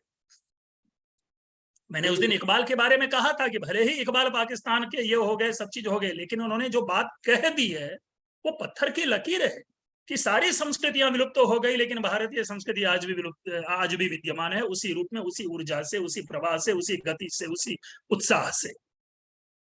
तो क्या गुरु, हमारी भारतीय संस्कृति विश्व के लिए एक आदर्श आदि रही है इसमें? देखिए, आदर्श, हम तो ऑलवेज अपने संस्कृति को आदर्श कहेंगे। दूसरे हमारी संस्कृति की व्याख्या कैसे करते हैं, क्या करते हैं, वो हम नहीं कह सकते। लेकिन हाँ, हम ये जरूर कहते हैं कि सारी चीजों को छोड़ दे, केवल एक गीता मात्र का अनुसरण विश्व के सारे लोग कर लें तो पृथ्वी स्वर्ग बन जाएगा। इसीलिए हम बस, आदर्श तो है ही है।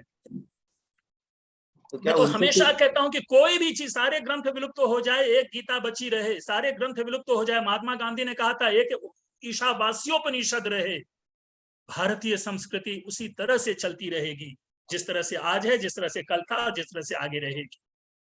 इसीलिए संस्कृति, भारतीय संस्कृति कभी विलुप्त नहीं होगी, ठीक उसी प्रकार जिस प्रकार संस्कृत भाषा कभी विनष्ट नहीं होगी। सर, मेरा एक छोटा सा प्रश्न है, बिल्कुल छोटा ही है। आपने कहा कि ऐसे क्रॉस करके हम प्रणाम करते थे, तो उसका कोई साइंटिफिक रीजन था? आप हमें बता दें तो अब फिर से वो ऐसा वो स्टार्ट हो जाए। देखिए, इसका सामान्य पुनः वही बात है कि साइंटिफिक रीजन अब भले ही निकाल लें, मुझे उसकी जानकारी नहीं। मैं तो केवल इतना समझता हूं कि दाहिना हाथ दाहिने पैर पे जाए और बायां हाथ बाएं पैर पे जाए, इसलिए ये क्रॉस का है। मतलब जो मनुस्मृति में इसका उल्लेख है बखूबी, और उसमें वहां पर यही व्याख्या है। अब आज अगर हमारे कुछ बॉडी, जो हमारे लिम्स हैं, उनके मूवमेंट या कोई हार्ट कनेक्शन या कोई कनेक्शन हो, तो वो लोग जो एनाटॉमी के हैं, जो शारीरिक विज्ञान के हैं, वो उसे जानेंगे, समझाएंगे। जी, ओपी पांडे जी इस पे बड़ा अच्छा मतलब बोलते हैं। हमारे जो ओपी पांडे जी हैं, उन्होंने इसको बताया है, ये जो क्रॉस करके उसके वैज्ञानिक कारण उन्होंने बताए हैं। अच्छा, खैर, आपने मुझे उसकी जानकारी नहीं है, मैंने पहले इसीलिए कह दिया कि वो जरूर जानते मैंने होंगे। पढ़ा था इसमें न्यूरोथेरेपी के बारे में, तो हार्ट का इसमें दाहिने हाथ में और दाहिने पैर में, अच्छा, और मस्तिष्क का, तो वो हमें एक एनर्जी पॉइंट के व्यू से जो समान उसका ऊर्जा प्राप्त हो, ऐसा उसका कुछ सिक्वेंस मैंने पढ़ा, तो मेरे मस्तिष्क में पूरा भी ध्यान नहीं आ रहा है कि उसका हार्ट। मैंने वही कहा कि इसकी जरूर व्याख्या होगी, मुझे इसकी जानकारी नहीं है। मुझे केवल मनुस्मृति में जो कहा है ना, मैं उसकी केवल मैंने बात की है, लेकिन संस्कृति का अंग है ये, इसे ध्यान रखना। मैं अभी भी गांव जाता हूं तो मैं इसी तरह से प्रणाम करता हूं अपने, जो हमारे जितने भी गुरुजन होते हैं। कोई और प्रश्न? अगर कोई प्रश्न ना हो तो फिर मैं एक दो प्रश्न सर से कुछ सीखना चाहूंगा। तो सबसे पहले तो मैं यही कहूंगा कि हमेशा की तरह एक बार पुनः आपका एक सुंदर व्याख्यान सुनने को आज मिला, और आपके व्याख्यान की सबसे अच्छी बात जो होती है, जो आज भी देखने को मिला, कि आप मुख्य विषय से विषयांतर नहीं होते। अब यहाँ एक जो मेरा प्रश्न है, क्योंकि आपको मैंने पहले भी फर्स्ट डे भी सुना जब था, तो आपने सीक्वेंस की बात की थी सर। आपने कहा था कि भाषा और संस्कृति में संस्कृति पहले है, और आज भी आपने अपने व्याख्यान में ये बात कही। लेकिन जैसा कि हमने भाषा विज्ञान में पढ़ा है कि ये सीक्वेंस मैटर नहीं करता है कि कौन सा पहले, भाषा पहले कि संस्कृति पहले, बल्कि ये दोनों एक साथ विकसित होते हैं। भाषा और संस्कृति दोनों एक साथ विकसित होते हैं, और कहीं ना कहीं संस्कृति को एक सब कंपोनेंट भाषा का मतलब दिखाया गया है। क्योंकि जब हम कोई भाषा सीखते हैं तो हमें सिर्फ वो भाषा या उस भाषा का साउंड सिस्टम या फोनेटिक्स या सिंटैक्स ही नहीं सीखना पड़ता है, बल्कि हमें उस भाषा के कल्चर या संस्कृति या रीति रिवाज क्या है उन्हें भी सीखना पड़ता है। तो उन रीति रिवाज भी उसमें शामिल होते हैं उस भाषा में। तभी भाषा पूर्ण रूप से सीखा माना जाता है। तो अब जो आती है बात की, जैसे कि नई नई संस्कृति आ रही है हमारी, उसी संदर्भ में अब जैसे कि हम भारत में आज कोई वैलेंटाइन डे मनाता है, हमारी मानसिकता बदली, इसलिए बदली क्योंकि हमने संस्कृत के बजाय हमने अंग्रेजी को अपनाया, और अंग्रेजी भाषा को जब हमने अपनाया तो अंग्रेजी संस्कृति भी उसमें आ गई। तो अंग्रेजी संस्कृति को अपनाते अपनाते मतलब हमारी मानसिकता बहुत दूर चली गई। जो एक आदर्श या वैदिक संस्कृति की बात जब हम करते हैं, या आज आपने भी वो एक पर्सनैलिटी प्रोटोकॉल की जब आप बात की थी कि कई तरह के कर्तव्य हैं, जैसे कि पुत्र का माता पिता के लिए, राजा का प्रजा के लिए, तो ये सब सारी चीजें जो है, जब से ये इंपेरियलिज्म जो हुआ, एकेडमिक इंपेरियलिज्म या ये कॉलोनाइजेशन, तो उसमें सारी चीजों को नष्ट मतलब मैं समझता हूँ कि हो गया ये।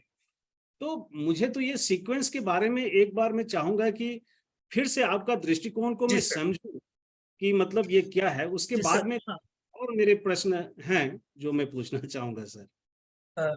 सर ने मैं पहले कहूं कि ये बड़ा ही जेन्युइन प्रश्न है, क्योंकि जब मैंने कहा था कि संस्कृति पहले है भाषा बाद में है, तो वहां पर मैंने एक स्पेशली हाईलाइटिंग सेंटेंस बोला था कि ये मेरा अपना विचार है। मैंने ये चीज कहा था। अब मैं अपनी इस बात को मैं चाहूंगा एस्टैब्लिश करूं कि सर, हम जब भी कभी किसी संस्कृति का विश्लेषण करते हैं या किसी भी भाषा का विश्लेषण करते हैं, तो भाषा वस्तुतः क्या है कि ये मनुष्य निर्मित है, अगर हम ये कहें, क्योंकि कोई भी भाषा जो है वो जब तक हम उनके व्याकरण, उनके चीजों का निर्माण नहीं करते, वो भाषा व्यवस्थित नहीं होती। बिना व्याकरण के भाषा जो है वो विलुप्त हो जाती है, प्रायः ऐसा देखा गया है। और जिस भाषा का व्याकरण नहीं होता, वो उस भाषा में पूरी तरह से देखेंगे कि स्वतंत्रता लोगों को होती है अपने मन से कोई से कुछ प्रकट करने की। जो मैं संस्कृति की बात कर रहा था, उसने मैंने एक एंथ्रोपोलॉजिकल बात ली थी और ह्यूमन इवोल्यूशन की बात हमने कही थी कि, और उसको हम दोनों ढंग से देखते हैं। एक, जब सृष्टि का प्रारंभ हुआ होगा एक, और दूसरा आज जब कोई भी व्यक्ति पहला जन्म ग्रहण करता है ना, उसमें भी क्या होता है कि हम केवल उसी तरह से इवोल्यूशन चलता है, यानी सृष्टि का उदय जिस तरह से हुआ उसी प्रकार मानव उदय जो है, जो जन्म ग्रहण करते हैं, जिस दिन से हम जन्म ग्रहण करते हैं उसी दिन से हमारी चीजें चलती है। हम बोलना नहीं सीखते 2 वर्ष तक, 6 वर्षों तक, लेकिन हमें वहां पर एक तरह से वो अभिव्यक्ति हमारे में डलती शुरू हो जाती है कि हमें बड़ों को प्रणाम करना है या बड़ों से ये करना है, वो चीजें शुरू हो जाती है एक पक्ष। और जो डम होते हैं, जिनकी भाषा नहीं होती, वो भी उन संस्कृति का अनुपालन कर रहे होते हैं। ये 2 चीज मैं केवल अपनी बात बता रहा हूं, जो मुझे जहां से ये चीजें फ्लैश किया है कि संस्कृति पहले होगी भाषा बाद में। जितनी भी आज हमारी भाषा है, जिस किसी भी भाषा की हम चर्चा करते हैं, आप थोड़ा सा हम ले लें कि जो इंडस कल्चर है हमारा, जो इंडस सिविलाइजेशन की बात करते हैं, उस समय की हम भाषा नहीं जानते, और ना ही हम ये क्लेम कर सकते हैं कि उस समय संस्कृत भाषा रही होगी या नहीं रही होगी। मतलब दोनों चीज, हमारे पास कोई इसका ऐतिहासिक प्रमाण नहीं है कि उस समय क्या भाषा रही है। अगर हम एक क्षण के लिए मान लें कि उस समय संस्कृत भाषा नहीं रही होगी और वो कल्चर विद्यमान है, पशुपति की मूर्ति बनाई जाती है, पृथ्वी देवी की मूर्ति हमें होती है, हमें पॉटरीज मिलते हैं, और हम बिना भाषा के उसको ग्रहण करते हैं और फिर संस्कृत भाषा में डाल करके उसको आगे बढ़ाते हैं, तो ये यानी भाषा नहीं रहने पर भी संस्कृति रह सकती है। जो अभी भी मैंने अखिलेश के जवाब में कहा था कि भले ही व्यक्ति कम पड़ जाए, लेकिन संस्कृति बनी रहती है, संस्कृति रहती है, हम फॉलो करने वाले कम हो जाते हैं। और आपने भी यही बातें कही कि जब हम अपनी संस्कृति को छोड़ देते हैं तो वैलेंटाइंस डे मनाने लगते हैं क्योंकि हम अंग्रेजी भाषा के अधीन हैं। तो हम क्या देख रहे हैं कि भाषा में शिफ्टिंग हो रही है। दैट मीन्स ये जो है इटर्नल नहीं है, जो भाषा जो है वो ऑलवेज प्रेजेंट रहने वाली चीज नहीं है, लेकिन संस्कृत जो है संस्कृति जो है दैट इज ऑलवेज इटर्नल, जो चली आती है। तो वो एक आर्गुमेंट, एक तर्क मैंने अपने को डालने की कोशिश की, और मैंने उस पर फिर सोचा कि मे भी संस्कृति पहले है और भाषा बाद में है। क्योंकि अगर कोई दूसरी भाषा, अगर एक लैंग्वेज ए अगर विनष्ट हो जाती है तो दूसरी लैंग्वेज हम शुरू करते हैं और वो संस्कृति को कंटिन्यू कर लेते हैं समझ के। आप देखें 1400 बीसी का एक इंस्क्रिप्शन है बोगोस्कोई में, जो टर्की में एक प्लेस है बोगोस्कोई। 1400 बीसी का इंस्क्रिप्शन है। कस्सी और मितन्ना दो ट्राइब के बीच में एक ट्रीटी है जिसमें कि इंडस जो अपनी जो वैदिक गॉड है उसका फर्स्ट मेंशन मिलता है उस इंस्क्रिप्शन में। वहां से लगभग 600 शब्दों को ग्रहण करके तब जाकर के इजरायली लोग अपना हिब्रू लैंग्वेज बनाता है। अभिलेखों पर लिखी हुई चीजों से एक भाषा का निर्माण होता है। दैट मीन्स हिब्रू पहले नहीं थी, लेकिन उनकी संस्कृति थी और उसको कंटिन्यू करके आज देखिए इजराइल एक पूरा का पूरा एक ऐसा एक राष्ट्र है। तो ये सारे कुछ हमारे जो आर्कियोलॉजिकल और ये जो हिस्टोरिकल चीजें जब फ्लैश करता रहा तो वो एक कंक्लूजन मुझे लेने के लिए मजबूर होना पड़ा कि मे बी कल्चर जो है वो ऑलवेज जो है ना, जिसको आप ओमनी प्रेजेंट कह ले, भाषा बनती है और भाषा बिगड़ती है। तो ये पेरिशेबल है लैंग्वेज। तो इसलिए जो ऑलवेज चलने वाली चीजें हैं वो पहले होगी, और जो जैसे भगवान हमारे से पहले हैं क्योंकि वो ऑलवेज विद्यमान रहने वाला है, और लैंग्वेज हम आप विनष्ट होने वाले हैं तो इसीलिए भाषा विनष्ट होने वाली है। तो जो विनष्ट होने वाली चीजें होती है वो बाद में आती है, और जो विनष्ट नहीं होती है उसको हम पहले मानते हैं। जैसे कारण और कार्य, फिलोसॉफिकल टर्म में इसको हम कारण और कार्य कहते हैं। तो यही सर मेरा था, अदरवाइज तो ये बहुत अच्छा सर। इसी से थोड़ा ये भी प्रश्न फिलहाल मुझे दिमाग में ये आ रहा है कि क्या आप मानते हैं कि सभी संस्कृति सुसंस्कृति होती है? दो शब्द से मैं दो तरह से बताऊं। अगर हम शब्द संस्कृति लें तो कोई भी कुसंस्कृति नहीं होती, क्योंकि यह शब्द इतना पॉजिटिव है ना कि इस शब्द में हम किसी भी प्रकार से इसको हम मेलाइन नहीं कर सकते, क्योंकि संस्कृति कहते ही हैं उनको जो कि हमेशा अच्छी होती है। ठीक है, लेकिन जो आपका प्रश्न है उस प्रश्न में ये तो जरूर कहूंगा कि यस, कुछ संस्कृतियां सुसंस्कृति नहीं होती।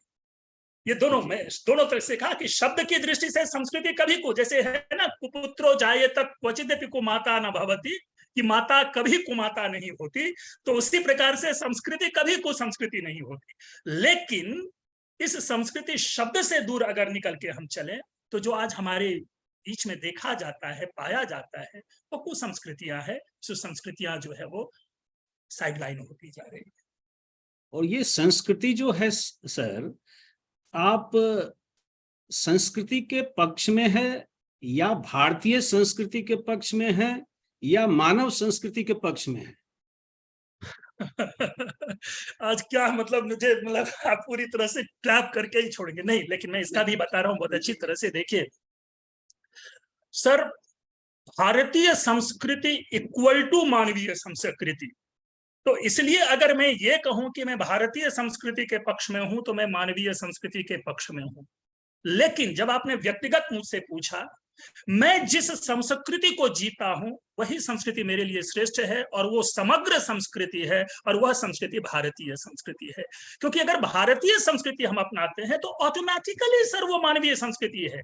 इस संस्कृति में लिखा हुआ है सर्वे भवन्तु सुखिनः सर्वे सन्तु निरामया। इससे अधिक यह भारतीय संस्कृति है जो मानवीय संस्कृति की बात करता। इसीलिए मैं भारतीय संस्कृति को प्रथम मानने वाला हूं, क्योंकि मेरे लिए जननी जन्मभूमिश्च स्वर्गादपि गरीयसी है, और मैं इंडिया का नहीं हूं, मैं भारत का हूं। यह हर जगह मैं बोलता हूं कि मैं इंडिया का नहीं हूं, मैं भारत का हूं। इसीलिए मैं समझता हूं कि भारतीय संस्कृति मेरे लिए श्रेष्ठ है, और जैसे ही आप और हम कहेंगे कि भारतीय संस्कृति है, ऑटोमेटिकली वो मानवीय संस्कृति बन जाती है। जी, लास्ट में मैं बस एक छोटा प्रश्न मेरा है जो कि बहुत ही मौलिक प्रश्न है। मैं आपके मुख से सुनना चाहता हूं कि संस्कृति की परिभाषा एक वाक्य संक्षेप में आप क्या कहेंगे? मैं हमेशा वो कोट करता हूं, एक ऐसा व्यवहार, एक ऐसा मानवीय व्यवहार जो सदैव समाज के लिए सत्यम, शिवम और सुंदरम की अवधारणा प्रस्तुत करे, वही हमारी संस्कृति होगी। और हमारी संस्कृति सत्यम शिवम सुंदरम की संस्कृति है। मैं ऑलवेज यूज करता हूँ ये। मुझे एक बार इंटरव्यू में ICCR में मुझे कहा गया, तो मैंने इसी शब्द से कहा था कि मेरे लिए संस्कृति का मतलब है जो सत्य हो, जो शिव हो और जो सुंदर हो, वही मेरी संस्कृति है। बहुत अच्छा सर। नहीं, बहुत ही अच्छा लगा सुन के आज, क्योंकि आपने संस्कृति की परिभाषा भी शुरू में आपने बताई थी और बड़े सरल शब्दों में आपने बताई थी कि हमें क्या करना है, हमें अपने भाव कैसे व्यक्त करने हैं, ये भी संस्कृति है। बिल्कुल, बहुत अच्छा सर, बहुत अच्छा। एक नूतन चिंतन धारा सर। क्योंकि मैं जितने भी हमारे रिसोर्स पर्सन्स हैं, हम सबके मुख से सुनना चाहते हैं कि उनका पर्सपेक्टिव क्या है, उनका दृष्टिकोण क्या है संस्कृति के प्रति।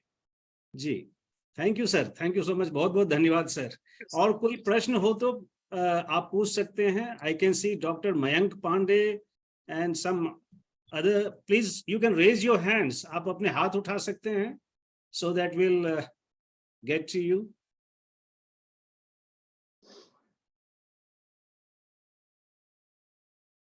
लेकिन ये कड़वा सच है सर कि आप कह तो रहे हैं सर, लेकिन ग्राउंड रियलिटी जो है, कई संस्कृति लुप्त हो रहे हैं आज भारत से सर। हमारी संस्कृति सर, देखिए वो दो बातें आती है ना। एक, हम अपने व्यवहार में क्या अपना रहे हैं सर। हम बार बार कहते हैं कि हमारे बड़े से बड़े संस्कृत के पंडित जी लोग मंच पे खड़े होकर बड़ी बड़ी बातें करते हैं, और उसी मंच से जब उतरते हैं ना, तो लाइन को तोड़ करके सबसे पहले क्लास में जाकर के वो आइसक्रीम वहां से चुनते हैं। हमने अपनी आंखों से देखा है, चीफ गेस्ट हैं और मतलब बुलाए हुए हैं, मेहमान हैं, कोई मर्यादा नहीं, कोई प्रोटोकॉल नहीं। तो जब तक हम अपने संस्कृति को अपने ऊपर नहीं उतारेंगे ना, ये संस्कृति सर नहीं चल सकती। कोई भी संस्कृति, अन्य संस्कृतियां विनष्ट ही इसीलिए हो रही है कि वहां पे वो संस्कृति नजरअंदाज कर रही हो रही है, उस मूल्य को लोग समझ नहीं पा रहे। हमने जो माता भूमि की बातें की, पुत्रो हम पृथ्व्या की बातें की, क्या हम लोग अगर इस चीज को अपने जीवन में उतार लें, कभी सर पर्यावरण का प्रश्न उत्पन्न ही नहीं होगा।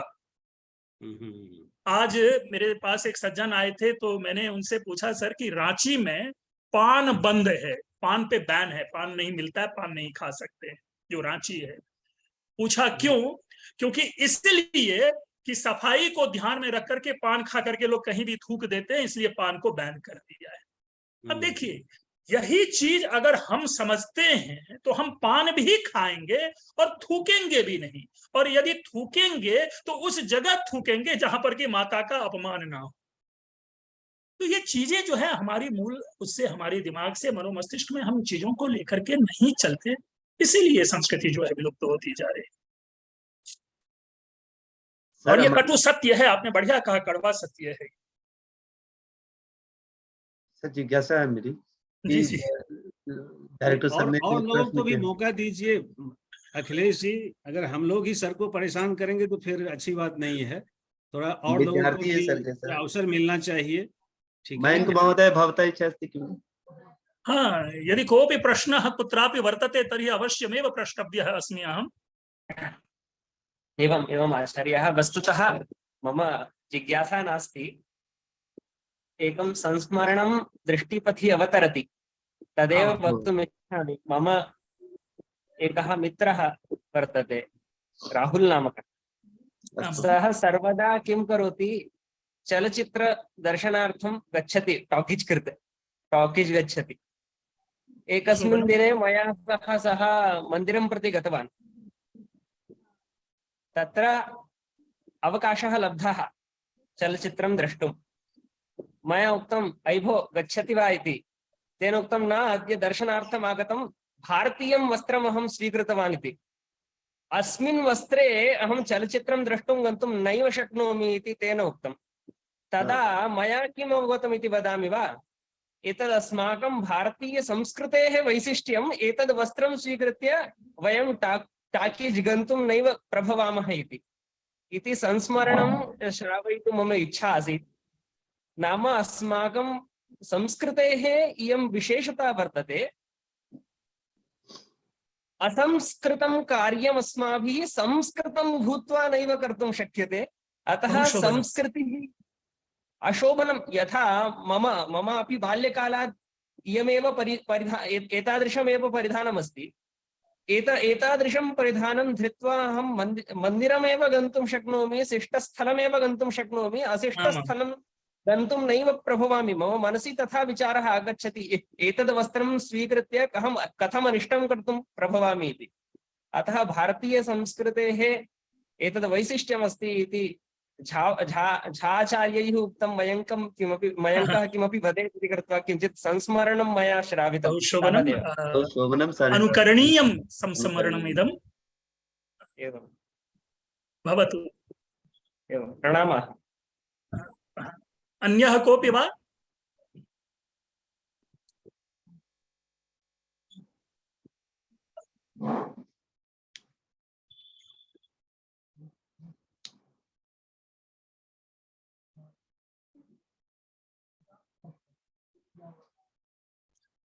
लग रहा है अब शायद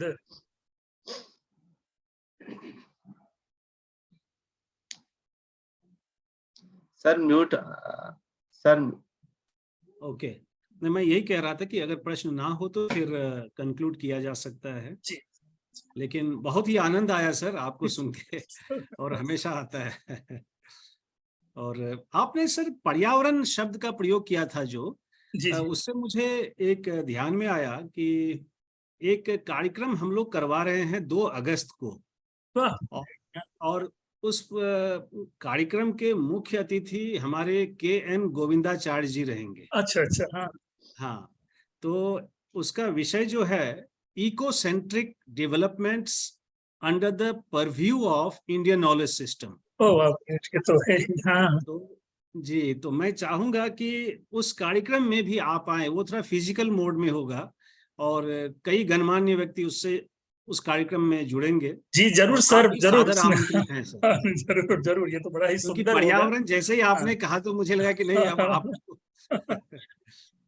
2 अगस्त को सर, मैं उम्मीद करता हूं आप उपलब्ध रहेंगे उस दिन। जरूर जरूर। अभी तो और भी हमारी 15 तारीख तक, 15 अगस्त तक यूनिवर्सिटी कैलेंडर में छुट्टी है आज बहुत दिल्ली अच्छा। विश्वविद्यालय में। फिर तो आप आएंगे फिर। ठीक ठीक, जरूर सर, जरूर आएंगे। आपको हम एक फॉर्मल इनविटेशन हम भेजेंगे सभी प्लीज, को। प्लीज। सुप्रिया जी सबका भी लिस्ट बना रही हैं और आपको प्रॉपर इनविटेशन भी जाएगा। और बस वही है कि आपकी उसमें कुछ भूमिका भी होगी। अब जरूर वो सर, जो भी आप। हाँ, तो उसके ऊपर हम बात करेंगे। मैं और सुप्रिया जी जी, बैठेंगे और जी, हम जी, बात करेंगे। मैं चाहूंगा कि उसमें आपकी कुछ अहम भूमिका मैं रखूं। Please please sir. जी जी। मंच हाँ, मंच संचालन की भूमिका। हाँ, कुछ ऐसा सोचेंगे, कुछ ऐसा सोचेंगे। बिल्कुल। वो बहुत अच्छे से कर निभा पाएंगे उसको। नहीं, इवन वोट ऑफ थैंक्स भी मतलब सर बहुत अच्छा देते हैं।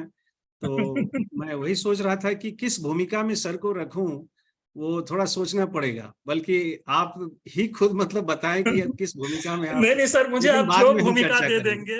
देंगे। मैंने खलनायक की भी भूमिका निभाई है और नायक की भी भूमिका निभाई है नाटकों में। तो जो आप भूमिका हमें दे दे। हाँ, सुप्रिया जी। जी सर। तो कोई प्रश्न या जिज्ञासा नहीं हो तो हम इसका समापन करते हैं।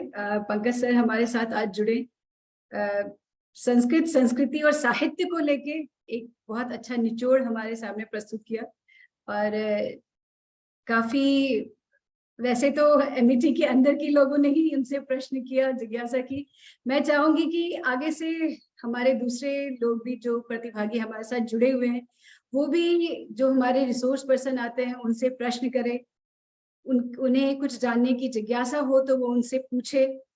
और पंकज सर तो हमारे साथ रोज जुड़ते ही रहेंगे, उनके पास यदि समय होगा तो उनके लिए भी आपके पास यदि कोई प्रश्न बचा हो तो आप बचा के रखेंगे उनको, कि हम किसी और दिन उनसे पूछ सके। तो इसके साथ ही हम आज की समय भी हो गया है, तो आज यहीं पे समाप्त करते हैं। सर्वे भवन्तु सुखिनः, सर्वे सन्तु निरामयाः, सर्वे भद्राणि पश्यन्तु मा कश्चित् दुर्भाग् भवेत्। ओम शांति शांति शांति। सभी का बहुत बहुत धन्यवाद। बहुत बहुत प्रश्न धन्यवाद। धन्यवाद सर, प्रणाम। धन्यवाद। इसमें सर ने प्रश्न कुछ आया कहा? हुआ है। अच्छा, कुछ प्रश्न आया हुआ है, अच्छा। जी, क्या थोड़ा प्रश्न? अलग प्रश्न है सर। कक्षा 6 और 7 के विद्यार्थियों की रुचि किस प्रकार बढ़ाई जाए? हाँ, देखिए, ऐसे जो प्रश्न होते हैं ना, ये व्यक्तिगत प्रश्न होते हैं। हमें व्यक्तिगत से मतलब ये नहीं कि आप मेरे व्यक्ति से मुझसे पूछ रही हैं। स्टूडेंट सेंट्रिक ये क्वेश्चन होता है। हमें जब तक हम छात्रों के मनोविज्ञान को नहीं समझते हैं, तब तक उनका उपाय नहीं ढूंढा जा सकता है।